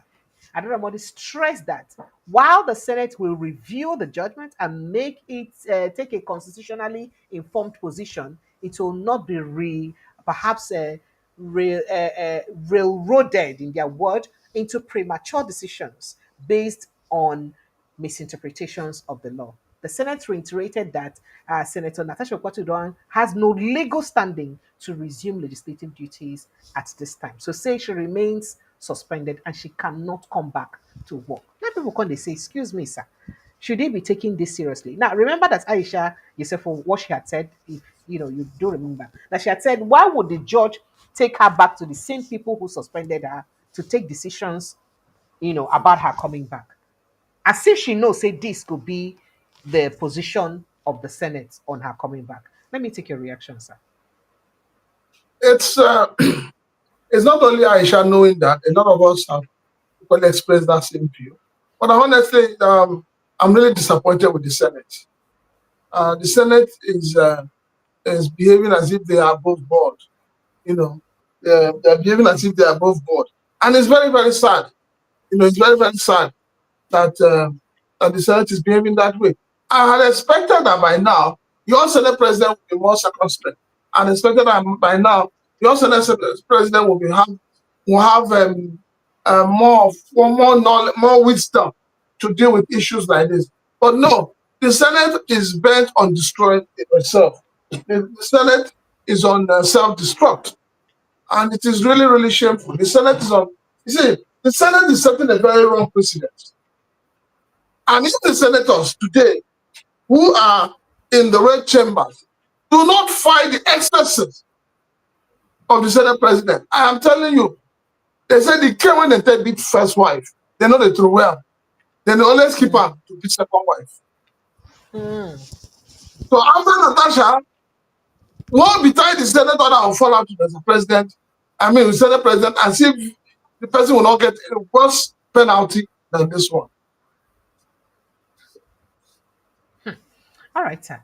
Let's quickly jump in on other issues very, very, very, very, very, very quickly. Again, I don't know if you remember the incident about Peter Obi serving food, and he's reacted to that conversation about him serving food. If you do recall, there was a video of him making the round over the week, and people come they complain, they talk, say, "Oh, why you dey do eye service? Why you dey do this? Why you be saying that at this time? Why you be say you the contest election now you dey serve food?" So the Peter Obi has responded to that. I'm trying to see if I can get his reaction very quickly so that I can jump. I can show a screenshot of it in this conversation. Make it be say we'll cover him. I think I got it. Okay, yeah. So, um, yes. So, very quickly, Peter Obi don't respond to the incident we get to do with the seven food saga. So he responded and he did mention that it was a church function and that his activities over the weekend was misinterpreted as political when it be say what he just do an act of service. Stated this reaction was made I think earlier today, and then a lot of people also find opportunity to also find within the go tell am even as he make reaction. I'm trying to get the footages so that I can quickly play the footage I while we're having the conversation. All right, so there you go. I got it. Right, so that's it. That's his reaction to the conversation. Yeah, that's his reaction to the conversation. One of it. Okay, so I can just go ahead and talk about it. Yeah, so Peter Obi uh, said today Sunday that he does house chores because he does not have his house help. If you read the full text for inside that conversation, you see, as a governor, I always served others whenever we had events. Even now in my private life, I do not have a house help. Is to be said. I would like make you remember, say this not be the first time we hear this thing about Obi not getting a help in this platform, because person we don't visit in house before. I think Ibrahim Abdul Karim will come here, the DJ of Big Tent. Remember that day he came here and he said it that if you go to B's house today, that he'll be the one to enter the kitchen and make coffee for you and make tea for you and serve you. He said it here that day. That video is still out there on this platform, so people can go and watch it. So he said, when guests visit my home, I serve them myself. I live simply. I sweep. I clean house for my humility. For me, humility is not a campaign strategy. It was a way of life, Mr. Obina. So he talked. He said this. Okay, he talked this way. He can't say my weekend activity of serving food at a special event has been generating interest as expected, because leaders in our society have removed the service component in leadership. It's sounding strange that I was seen serving food to people. Let me be clear. That event was not about me. It was called the Jubilee of Hope. You're a Catholic, so perhaps you know what he's talking about. Now, so in talking, say it's called the Jubilee of Hope. And its purpose is straightforward to remind us all that true leadership is service, and that those who have must never forget those who do not have.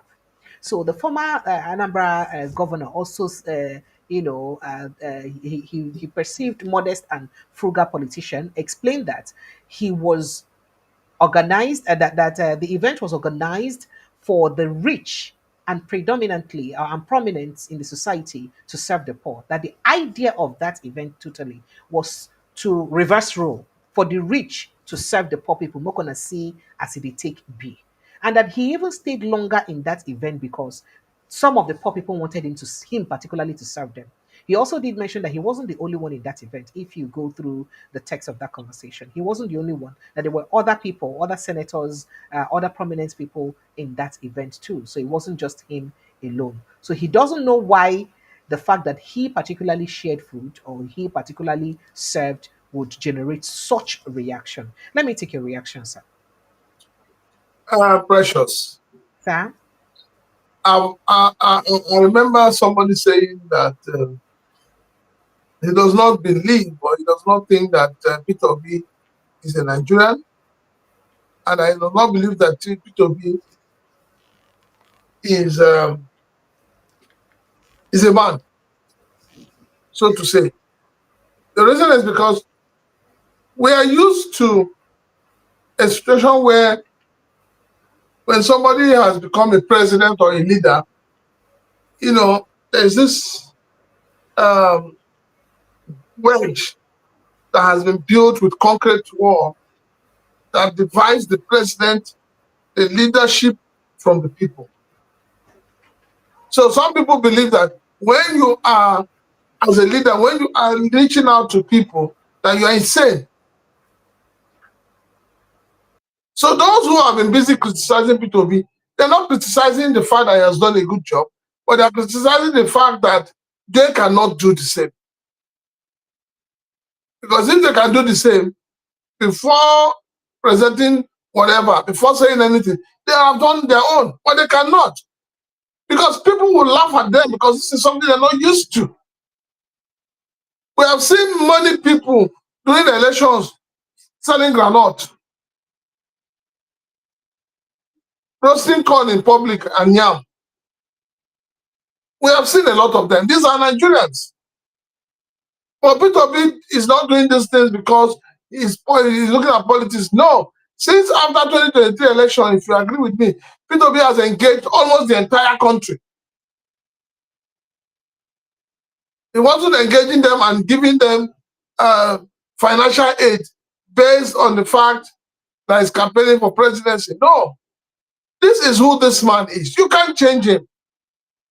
And until Nigerians with common sense come to that realization, now Bobe all of us there.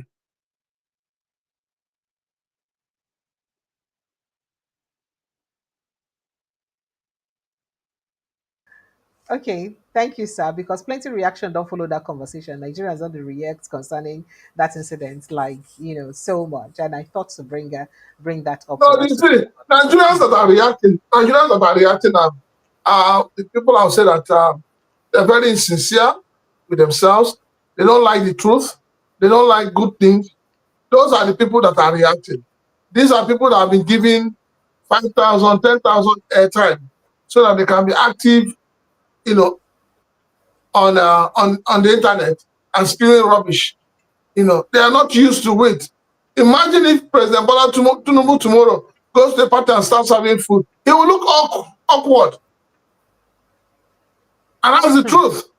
He will not be able to do it because he's not used to it. It is not something, humility comes from inside, not from outside. Humility now follow come. Now, once God don't fit them inside you, now follow come. So those who don't have it must struggle to have it. Mm. So, Okay, so go ahead, sir. so the point I'm trying to make is this. People should leave P2B alone. Let us face the calamity that has befallen Nigerians. Let us face that calamity. Precious, I went out this afternoon and I was in tears. I was in tears. You see children, 3, 5 years, 6 years, 4 years on the street begging. What do we call that? So rather than people to wake up from the slumber and address the calamity we are faced, they are looking at P2B. How is P2B the problem of this nation? How is P2B serving food the problem of Nigerians? How is P2B the problem why we don't have hospitals and schools? How is P2B the reason why Nigerians cannot eat 3 square meals a day? People need to get a life and face the reality. All right. Okay. Thank you, sir. Let's quickly move to other conversations. Nigerians phone lines are open. I love you to jump in on the conversation, but there are two things I want us to talk about. One is an obedient movement, more like an announcement. You guys are not paying me for this, so but let me share do the announcement for you people. I heard that Abia State chapter of the Obedient Movement has announced that its members would stage a 1 million man march in major towns of Abia State for P2B, the 2023 presidential flag bearer of the Labour Party.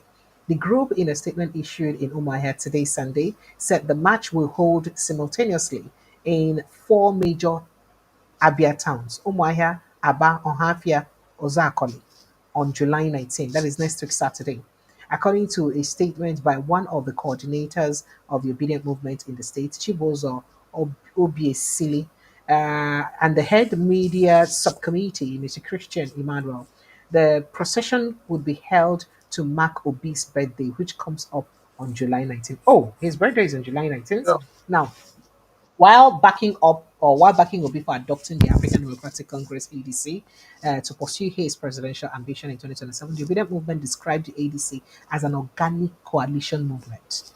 Obi believes that to dismantle the structures that keep our people in poverty and insecurity, we must build bridges and not walls, even when those bridges are difficult, the group has said so.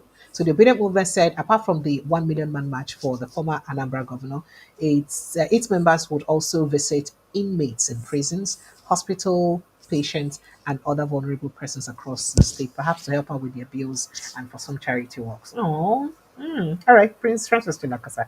I like the sound of charity. So anyway, I hear one, my head is stand. Go ahead, sir. Jump in on the conversation. Well, honestly speaking, I'm happy. I'll say this that Nigerians are beginning to wake up. I'm happy about it, and I'm happy that the love and the support P2B has is organic.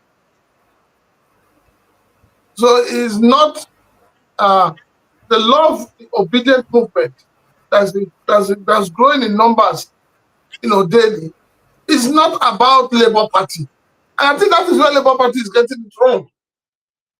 Labour Party should know that all this noise they're making, P2B go, P2B, we don't want you. Crucify him, nail him, butcher him. The day P2B leaves that party, that is the death of that party.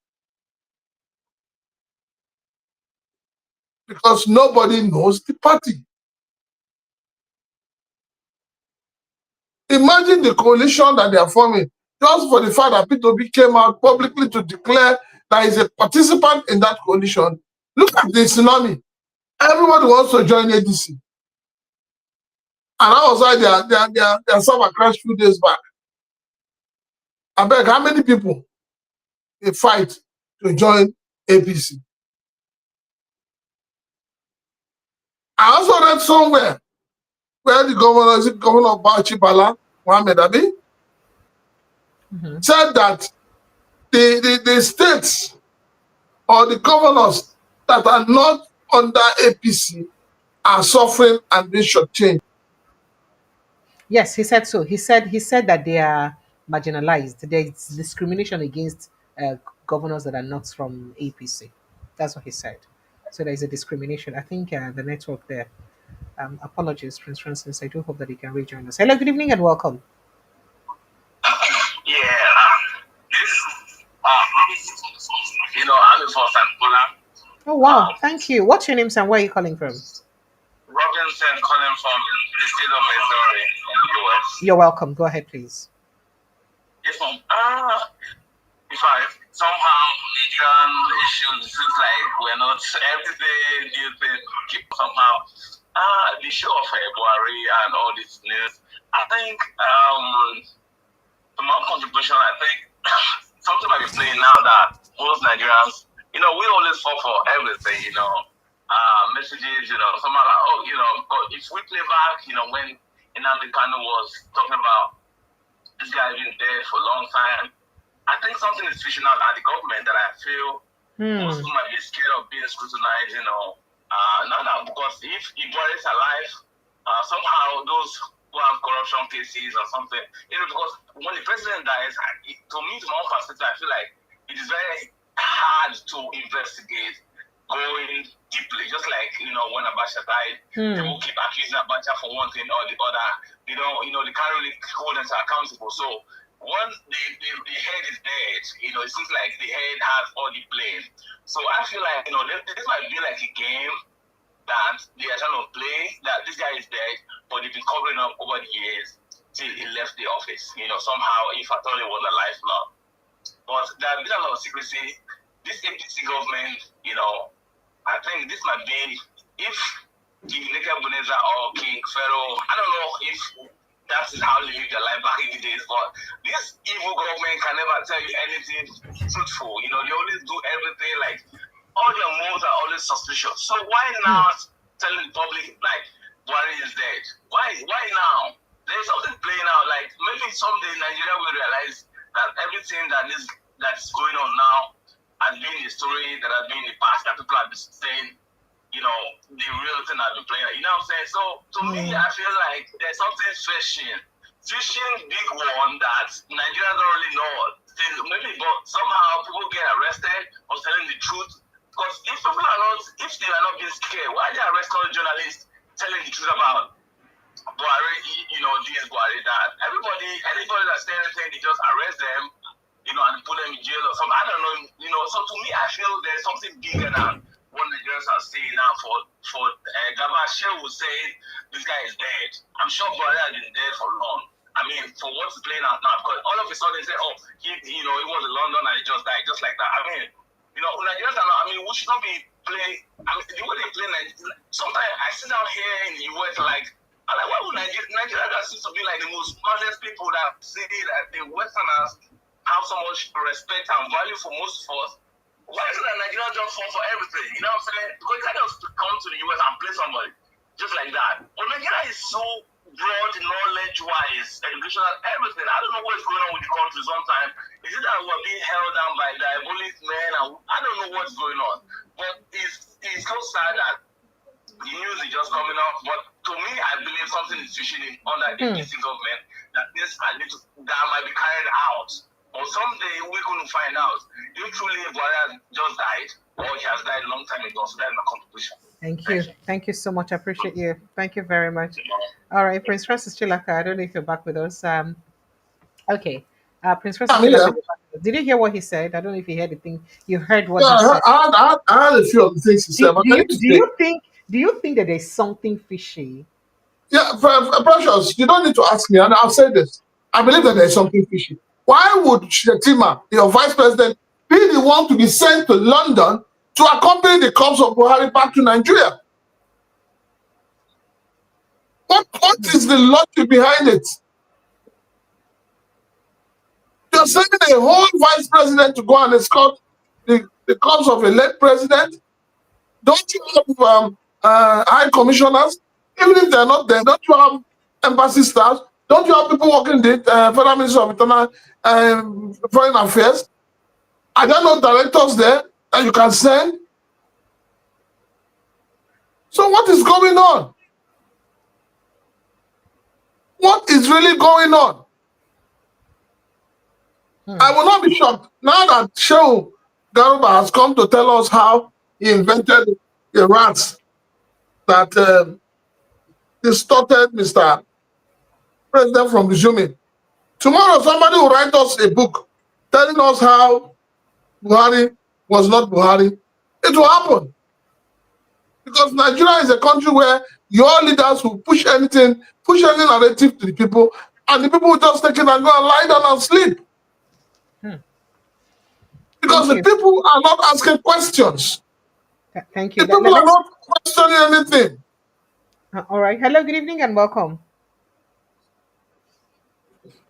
Hello. Good evening, Precious. How are you I'm today? fine. I'm fine. Ty Danjuma. Yes, I ma'am. go to catch you every time now. Hi. You know, so I don't get used to your soprano voice. Welcome. How you doing? I Please, did still fine. good evening, now. Prince Chilaka, good evening. Prince Chilaka, good evening. They're greeting you. I greet them all. They greet you too. Hi. Okay. Prince Chilaka, they ask why they send the vice president go UK. They are upgrading now. They upgrade the man from door opener to cause. Why How did do you they let call him? Ty Danjuma stop this thing? Way they do now? We lost our former president today. Where the president? Who for go? For for Muslim tradition now, they know they keep a corpse, that long, so it's good. I don't see anything wrong though with the vice president going, and when the VP not get work where they do, so it's okay that he goes, but my worry actually be saying, if you look at what is happening in our country today, which is very sad, nobody really tell us about Bubu's condition. They just say, oh, Bubu. Bubu. If his condition was that serious, and I guess that he would have been flown there on the account of the federal government, public account, Yeah, but that's what they said now. He's currently, he was on Nigerian bill, I mean Nigeria's bill until he died, according to the story. So if they use my money, why they not they tell me, say, this man they seriously sick, because there was a refutal sometime, that it's okay, they just the house they recover, he was sick, and they just waved it aside, like, and that's the same thing we saw when Yaradua was president, and that's the same thing we're seeing now. Where our president go from St. Lucia, they say go 1 week holiday, from between St. Lucia and the holiday when he go, the next thing we hear Brazil, and then when he finish from Brazil on the 6th. So now the question that they ask be that not be our responsibility to know their whereabouts. I mean, we not just supposed to know, because ADC now they ask, say making give account of those 5 days when no day where in go and what in big they do. And people they look and like say why are they do like this and they worry the president. Now you supposed to tell us now. Now you supposed, in fact, if you be my employer, I go reduce the money where they pay you, because now you supposed to. Where is the blackmailer in chief? Where they prognosis for other people? Why you not see that to make it blackmail? Why you not fit tell us what they have? But now some other matter, somebody had na coconut when it comes to all the other one, they see. But if it comes to a particular person now, that one now, everybody, if you go toilet, they follow and go toilet. If you go kitchen, they follow and go kitchen. If you serve anything where the man do now, wahala.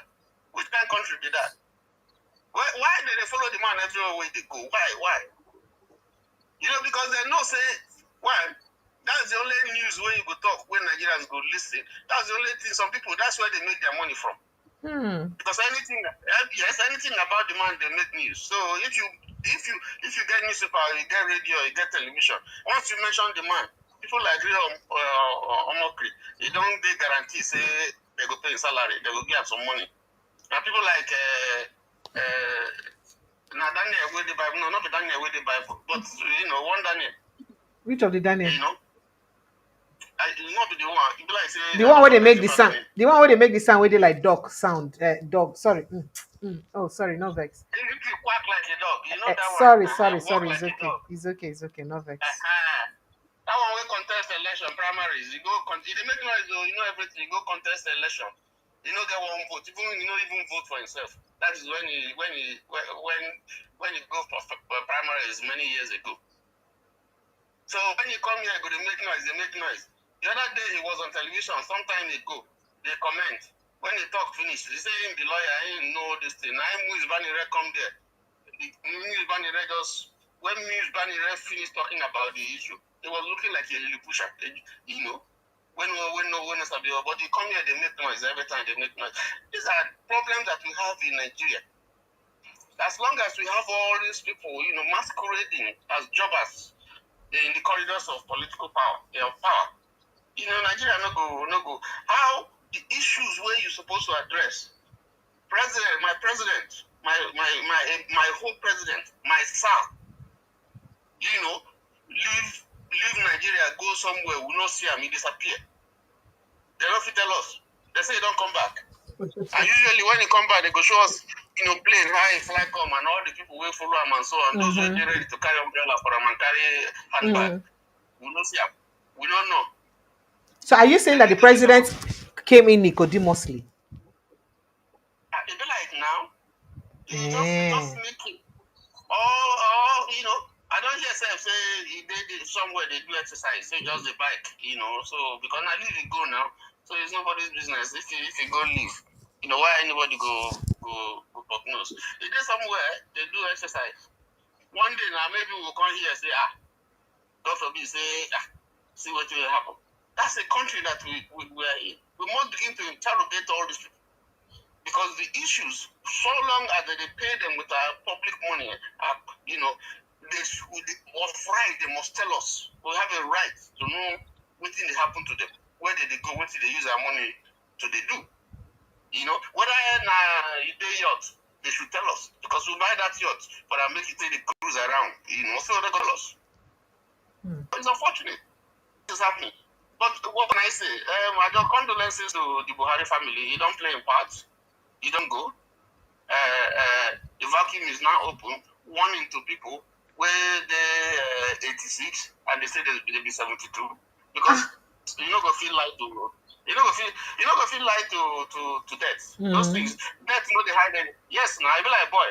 When boy do you they cover around, you're not gonna hide because the way you go there, if you do it for the back side, if you want to sit down, you go that as you go sit. Somebody go there, say boy, I'm not sitting well now. What thing happen? Yeah, you don't do. So Come and be going. all those things will come to light. See why and that you lastly, I beg, make I say one more thing. Okay.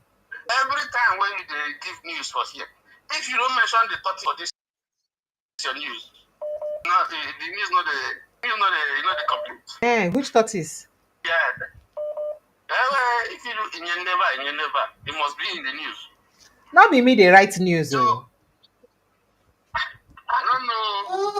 I don't look you. Get us because I don't know what thing. I better not carry any kind eye look me. Which kind they get as they look me? No look me that kind eye at all. Now your brother now. No, I not get. I am for everybody and for nobody. Okay. So everywhere now they put hand. The fire will go burn that man. And that's why they tell you. Make you advise your brother. Say as they work out. So make it make you suffer. The places where they put in hand. If you never hit the warning where the aeroplane incident show up, if you never learn, the time when you go this time not be speaking. Yeah, come and be going. Bye bye. Thank you, TY. Thank you. Well done, sir. God bless you. Hello, good evening and welcome. Hello. Sir? How are you? Happy Sunday to you. I did fine. Happy Sunday to you, sir. Go ahead very quickly, sir. I greet my big uncle Chilaka, the man with the talk truth. I greet you, sir. I'll be brief, Very quickly. Brief for those. I'll be brief because I'm watching. There's a final game that I'm watching. I know, sir, I get match today. I wonder, sir, I even plenty they watch me today, sir. I'll tell you, they get attention. I just think I run, come watch you small before. Okay. So you want Yendeba. Go ahead. No, look, I did for Yendeba before. I used to be with him before. But my brother-in-law that is in Port Harcourt, he tell me, say, this man, like I didn't want to hear this man name for at the end of the day, I almost quarrel, but at the end of the day, I had to call him and apologize to him, say, so that's true you talk. After I don't know who him be, because I know that man, not a better person. Not a better person.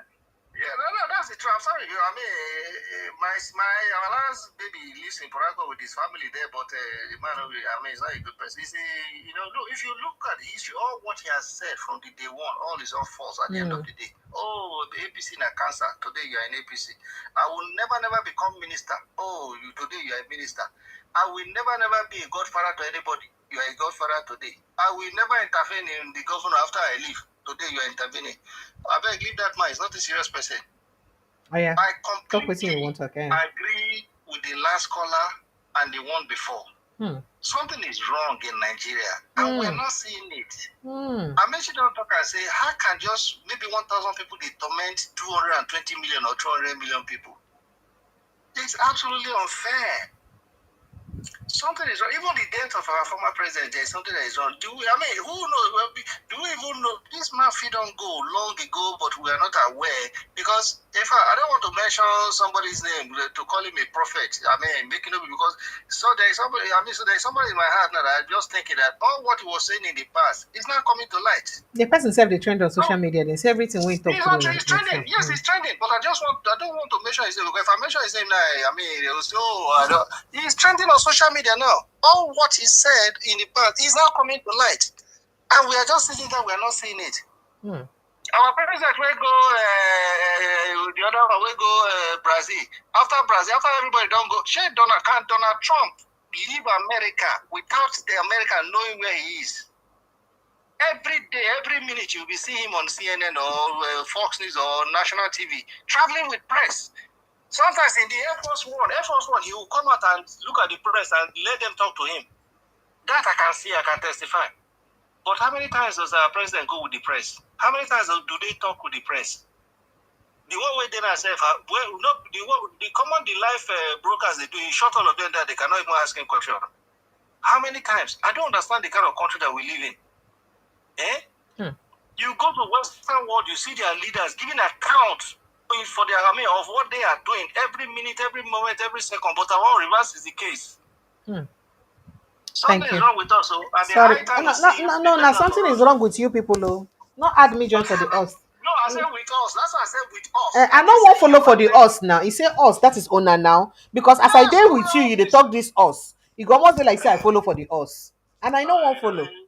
You don't start your wahala. Okay. Thank you so much.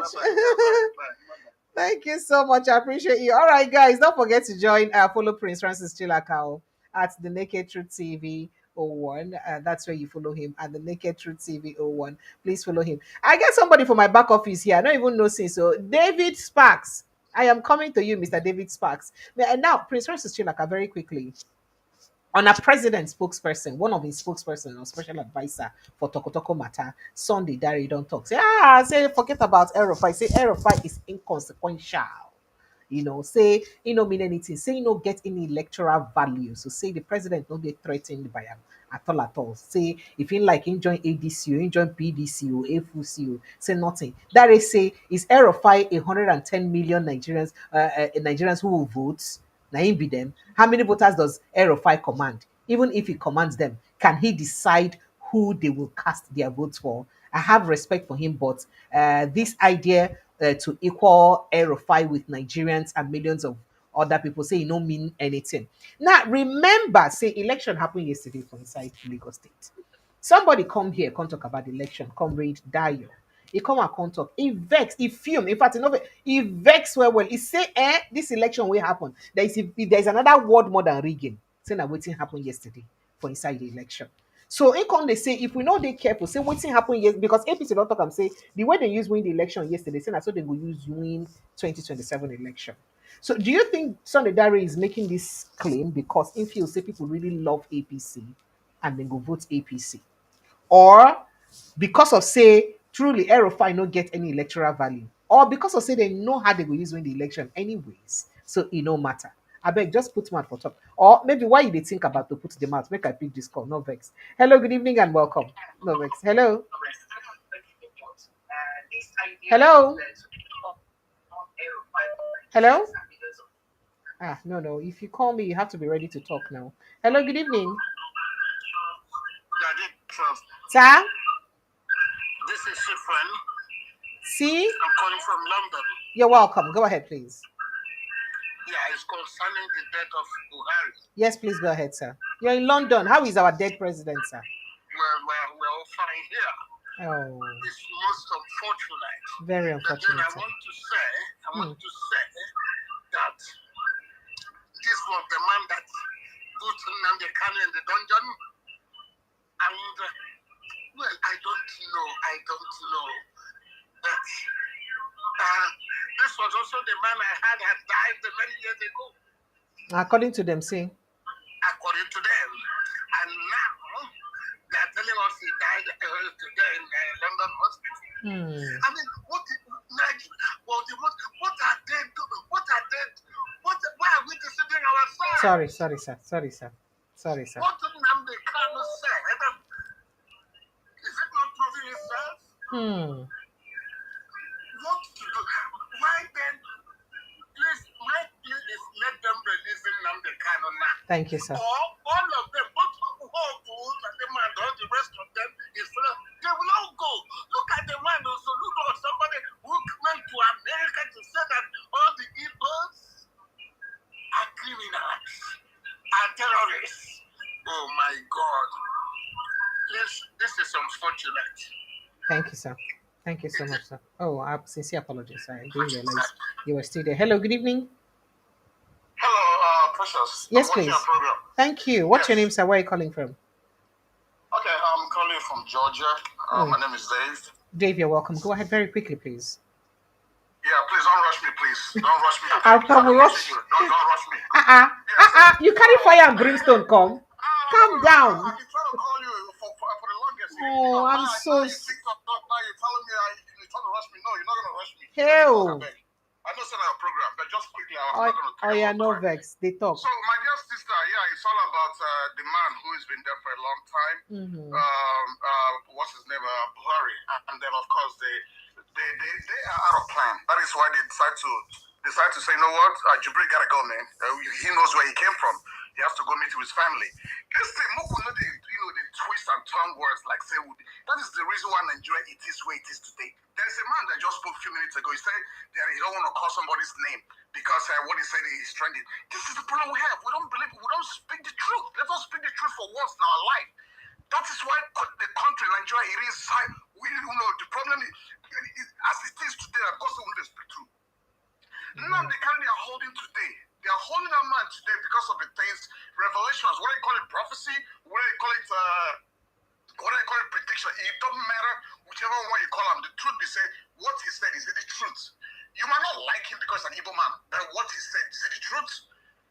Now this man, even of course, we've been agitating for to get our own place, like to get Biafra, and of course they've been crushing and killing a whole lot of IPOB members. But the truth remains, Nnamdi Kanu has challenged them. Why he was in Nigeria? He challenged when he was out before he got arrested, before he got kidnapped. He was teaching Nigerians, telling Nigerians in this thing. There was a screen he has. He was telling Nigerians that this man is dead, this man is dead, trying to explain to them that this man is dead, but none of them believed him. They were telling him, come back to Nigeria, come back to Nigeria, come back to Nigeria. This man has been in incarceration for over 4 years. I'm counting. How many charges have they amended up and down, up and down, and up and down?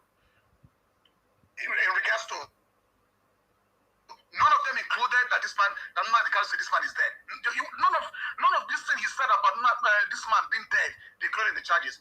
Or why didn't even Buhari or any of his cabinet even sue him while he's there? But they never brought that issue up because they know what the man said is the truth. Now, he even challenged him at the time. He said, listen, if this man that is Buhari, you guys say is Buhari, that he will, if you can bring him out, let that man speak Fufude, and let maybe 20 people come and ask him questions. If you can be able to answer his native language and prove to him that it's Buhari, that he will give up Biafra and submit himself to the authority to do anything they want to do with him. But what they do? They didn't say anything. He has been incarceration. Why didn't they include him in the charges? And somebody just came on your show and saying what he said is I don't want to call his name. Oh, God, call his name. His name is Nnamdi Kanu. He spoke the truth. They should hurry up and let that man go, man, because with that man, as long as they're still holding that man, Nigeria will never work. And again, another thing that's kind of pissing me off, you all keep talking about 2027, 2027. We are in 2025. We don't even know what the 2026 is. We have not ended 2025. We're not ended 2026. 2027 is not around the corner. But that does not mean that we will not strategize. I don't agree with you on that. The point is, okay, yes, ma, I understand our articulations. Okay. But the point is, we've been voting for over 60 years. Nothing has happened. So should we rather just fold our arms and wait for a miracle to happen? Why can't you guys talk about referendum because we're not from Nigeria is not working? The constitution does not have any room for that. Okay, if it doesn't have it, then they have to talk about it. They have to. Okay, if it doesn't have it, so we have to die in one Nigeria. All So right. we have to die because we're in one Nigeria. It doesn't work that way. You understand? Okay, 2027, 2027. Now, this 2027 we're talking about, even if it was being they give it to him and he goes there and then 8 years, and after 8 years, they will come back to square one. Come back to square one. What do people do for crying out loud? We're wasting our time in Nigeria, wasting everybody.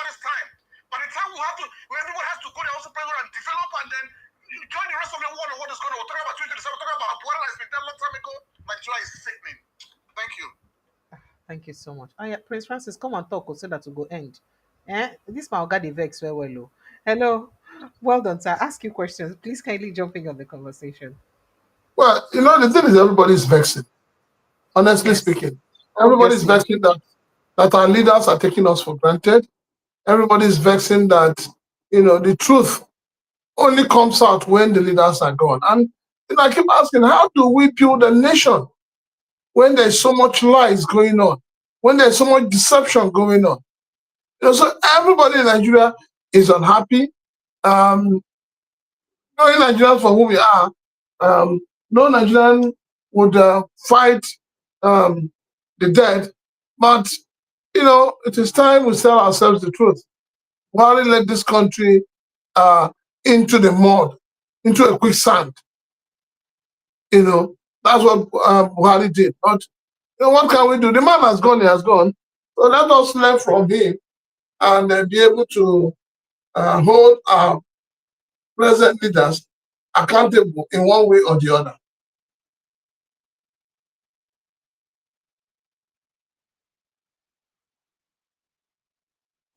Are you there, Precious?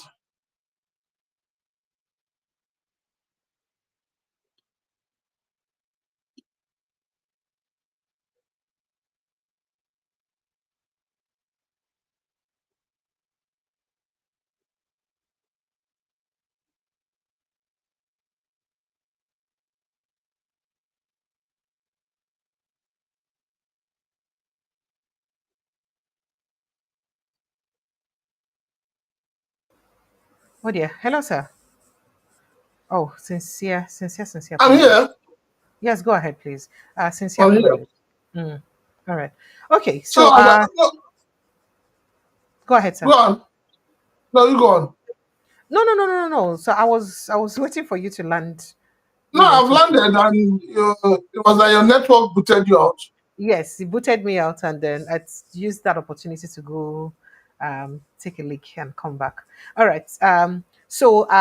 As I said, do you think that El Rufai does not have electoral value, or the See, president anybody they that is just believe thinking in say they that, go, they just believe say they go win the election the way they go win the election. So any other person, you anybody when see, wants to be president, no matter, it ain't no, consequential.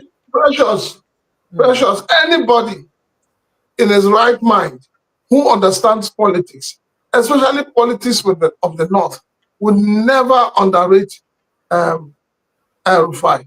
Never. I'm telling you this, take it to the bank. If APC think that what happened on yesterday's election will happen when during the federal election, they are joking. Then how about the death of In President some, Muhammadu in Buhari? some polling units, You you know feel that say in some polling units yesterday, you didn't have the picture, you didn't have the logo of other parties on the ballot paper. on the ballot papers, yes, they didn't make provision for So, other so, political parties. so that is, that gives room for the cancellation of that election. No, but they would never cancel Yesterday, it. yesterday They you saw check, the former they check governor of Lagos APC State, winners. Madam Kufo, what's that her name again? You, Yeah, I talked about her, yes. yes, you She saw didn't. yesterday lamenting. So we need to have a proper electoral reform. One, we need to change who appoints INEC chairman and state electoral commission chairman. We need to change it. The reason why you see an election will be organized and the state government, every candidate presented from the party of the state governor wins the election is fraud on his own. These things need to be changed for us to have a sane society. Let us do things the right way for once.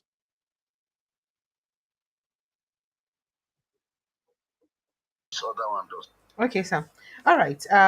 Phone line. Let me quickly get this my brother in that has been in the back office since. Oga DS. David Sparks. Good evening and welcome. Are you still there? Mr. David. Mr. David. Have you commoted?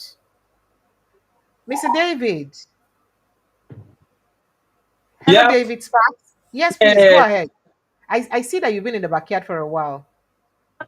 yeah. I just I don't know, man. Like Nigeria, Where are you Nigeria. calling in from? Huh? Where are you calling in from? From Israel, I think I spoke on the phone earlier. Anyway, I had to use my phone to talk to you on the phone. Okay, When, so where are you calling in from? I didn't realize it was there. but somehow, Bros, bros, this your Nigeria. laughter, you make me vex. No, no, no, I go dey laugh. When people are mourning and crying, they laugh. Which kind of person you be? anyway, so sorry. Look, Nigeria issue every day is like it. Somehow like it doesn't look like I'm in the US. Because I just every day it seems like I want to hear what's going on. Nigeria is like a major factor for everybody. I'm not just talking to myself. Look, everybody's like, even though we have everything okay here, but you see that home, man, we just want everything to be okay. So like this Buhari thing, I don't know how Nigerians can be so like the way they're just playing with Nigerians. This generation, I don't know why people are so different. Nigeria today is not like Nigeria that we used to know when we were growing up. People used to speak about what is right, you know, but this is 20. I think since after Goodluck left, Nigeria just like die. Like nothing is happening in the country anymore. You know what I'm saying? So sometimes when I just hear news, I don't know where to start. Most Nigerians like when we see what's going on back home, I'm like, man, I'm tired of all this news, different. Everyone want to like we don't know where we belong right now. It's a very sad situation we just find ourselves right now because even those who are supposed to speak, they're supposed to even the constitutional lawyers or whatever, father no, everybody, nobody wants to say anything. Everybody just like quiet. Nigeria's like the place where everything goes now. And it's so sad. So even this Buhari thing is not new. It's been a thing that everybody have been saying. Oh, even though from Nnamdi Kanu or anybody else, we know this guy has been saying it before, but because we are not in the media or whatever, people talk about all this news. Those in APC don't want to tell the truth. Nobody wants to tell the truth. Nigerians are not just telling the truth anyway. So this body thing to me is something different that's going to happen because like those who have corruption cases, those who have issues going on, we don't know what's playing out. But I know by the time Tinubu leaves office, maybe every security in APC is going to blow up. It's gonna take Nigerians unaware. Everything. Like, oh, is this what was going on in this government for 16 years or 8 years? I mean, whatever years they're gonna be in the office. So Nigeria today is doomed. I mean, I don't know, man. Look, Nigeria is. I just pray for that country because the people that are leading Nigeria today are so diabolic. They don't have the fear of God. They don't Ah, have the Christianity. The diabolic. Christianity. The You call Christianity. diabolic put inside. No, Nigeria, yeah, our rulers are diabolic. All the politicians, nobody who does not have one babalawo or one thing. That's what I believe. Because with Yay. chance of being a Christian, you will always speak for the truth. But nobody today, no, tell me one person that is speaking the truth in Nigeria today. Nobody, nobody. Even once you're just, it's not all about the money. Because when growing up in, let's say, okay, I'm from River State, right? I've seen a lot of people, rich men, rich women. Like I've seen people that are rich, naturally rich. They don't. I mean, they are not politicians. They're not anything. They work hard for their money. But today, it's not about okay, okay. Let me just belong to one party or something like that, trying to get this money. But at the end of the day, do you have peace of mind? No. You know what I'm saying? So, like all this thing Wike is doing, I mean, where are you going to start from? Nigeria is just like everything is just happening. You know what I'm saying? It's just like animal kingdom. Everybody want to rule. Everybody Oh yeah, want you to. don't do. You don't do, brother. Thank you so So, much. We anyway, appreciate you. so I You know what I'm saying? You know what I'm saying is it have do. It have do. You know what I'm saying? It have do. yeah, Oh. Don't finish us like this again. You no don't no no finish no us enough. no. I know I was born and raised there, so not like I'm going to. I'm not denying my mom, my dad. Everybody's still in Nigeria. So I am not saying you were not born and raised. I am not saying anything. I'm just saying that it don't cost us rich. We could go think about our life. Thank you. don't look. If today Hmm. Nigeria for every state. So people want to come. Look, people are even like this US is like you're not, when you're not born in a place, you come, when you're already old, like, being an adult, right? Your spirit don't align with the place like that. Understand? You want to think of where you were born. Just like my kids now, the way their mentality is going to look like, it's not going to be like me that I was born in Nigeria. You know what I'm saying? So that thing always affects most of us that are born and raised after adulthood, being like 20, over 20 years. When you come here, your mindset tell you this is not where you belong. The spirit always tell you about back home because you have age group, you have age mate, you know what I'm saying? School, everything everybody went to school with. So here is not like where everybody wants to stay like, but trying to raise kids to one normal level, then come back home. That's the thing. So to me, Nigeria issue is a spiritual issue that is going on that pastors, people need to pray hard for that country because those who hijack this country now are diabolic people. That's the thing. They don't have the fear of God. They don't have the fear of. They don't care about the poor people. You know what I'm saying? And the society that the rich are oppressing the poor so hard, they can never succeed. We all read our Bible. King Nebuchadnezzar, King Pharaoh, all those people who they were oppressors of that time. So today, APC 99.9% of an average APC person is an oppressor to Nigerians, and they cannot fight back because they don't have anything to fight back with. You know what I'm saying? So that's my own contribution. But I just hope that one day everything is going to end and God's going to save. If it is a place chosen by God, things are going to end well in the favor of the poor people. But I believe these rich guys are just smashing the head of the poor people. I mean, that's what's going on now because the operations are just too much, and nobody is. It doesn't look like Nigeria anymore. Everybody just quiet. Before you do anything, Nigeria just come up. They're like, "What are you saying? But today, every Nigerian is so quiet. Look everywhere. If you say a word, they're like, "Oh, they're gonna arrest you for what?" You know what I'm saying? So that's so sad. Everybody just quiet. So I feel well. Thank you for giving me the opportunity to speak It's today. okay. It's okay. You're always welcome to calling into the show. Thank you so much. I appreciate you. Thank you. 7 months I've Very, been very following your program. welcome. I never had the Thank opportunity to you. talk to you. So Thank you. I'm from River State though. So hopefully I'll Where are you from in River State? This one you don't announce on 2 times. Where are you from for River State? My brother I'm in Riverine. Eh? I'm born in Calabar. Ah ah. Imbre. Imbre Tuba. I'm a born in somehow jazz. Eh, Yeah, well done. Thank you. yeah. Thank you so much. Well Thank done. you very Thank you much. for your me. Yeah, All right. thank you. Bye. All right. Bye. Okay. So Prince Francis Chilaka, as usual. Don't forget to wait them. Where can go remind them? Make them follow you like a village people. Before you go, help me. Please, please, please. I am begging you, people. See, for the sake of our beloved dead president Muhammad Buhari, people should follow Prince Francis Chilaka. Wait. You said for waiting. For the sake of, for the Who love and said? the for the Precious. sake.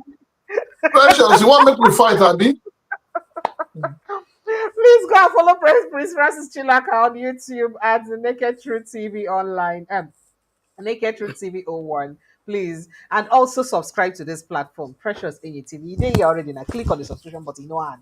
If you just raise your, just check, you see subscribe, you subscribe straight. Just click on the subscription button. Like this post, like them, and then also share and make more people see the things and what they talk about. And for Prince Francis, see, I'm doing right time. The Naked Truth TV 01, go there, go follow am. Like in village people. You know, Sabi drop things. I should say this night, you go tell Buhari something.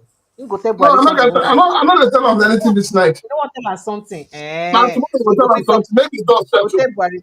You go tell Maybe Buhari they sure. something. Maybe they sure. Make they sure Maybe of they sure things. who died. Make Shettima reach, come back. Make Shettima Yes, reach, get back to us. All right. yes. Thank you. Thank you so much. So please kindly follow him, subscribe to his platform. Thank you so much to all of you. And I know, sir, I love on Ajagas now. I love you guys so, so much. I'll be with you again tomorrow, God willing. Prince Francis Chilaka, your parting shot, sir. So, well, my petition, I make all of us to get ready for 2027. Oh, I beg Nigerians, that cup of rice, 2 balls of onions, and that money that they give you now, now keep us where we did today. Now keep every one of us where we did today. The bribe you collect from politicians, you all are paying back. This is payback time. So now, when we go pay them back with our vote in 2027, we need to make our politicians to realize that power belongs to us, the people. Thank you. Thank you so much. You don't hear them. We need to make them realize, see, power in our hand. Na e dey. Thank you, sir, so much for making out time, in spite of your busy schedule, to always contribute for this platform. No worry. Your reward You're day on welcome. earth. You know, day for heaven. Eh? They don't I beg, promise I you. need that. I need that for this T-pen now. You need the reward. The I reward need in form that. of you go get them. You go get the permit. All right. No worry. Thank you. Thank you so No much. To enjoy problem. the rest of your evening. God All bless right. you, Good sir. night. Thank you, sir. All right. So to everyone who is watching us, I'd like to say a very big thank you to all of you. Thank you so much for always contributing to this platform. Thank you for your love, your kindness, your call, for making out time. Your time self matter a lot. And for those who they always carry my matter for head here, they like the post constantly, they share and they always beg other people to share. I love you guys like crazy. Thank you so, so, so much. Y'all mean the world to me. I appreciate it in a big time. Big, big, big thanks to all of you. Thank you so much. I see on again tomorrow evening, God willing. Tomorrow we'll go look at update on President Buhari death and other matter that we don't come up, and we'll bring more updates on waiting happen for the Lagos State election as Mr. Ayo. Yeah, Comrade Ayo used to tell us yesterday. He will bring more updates with us for us again tomorrow on waiting happen for the Lagos State election. For now, I'd like to say a big thank you to all of you. I love you guys so deeply. Protect your mental health. Please protect your mental health because wahala no dey finish. Good night and God bless you. Do enjoy the rest of the week.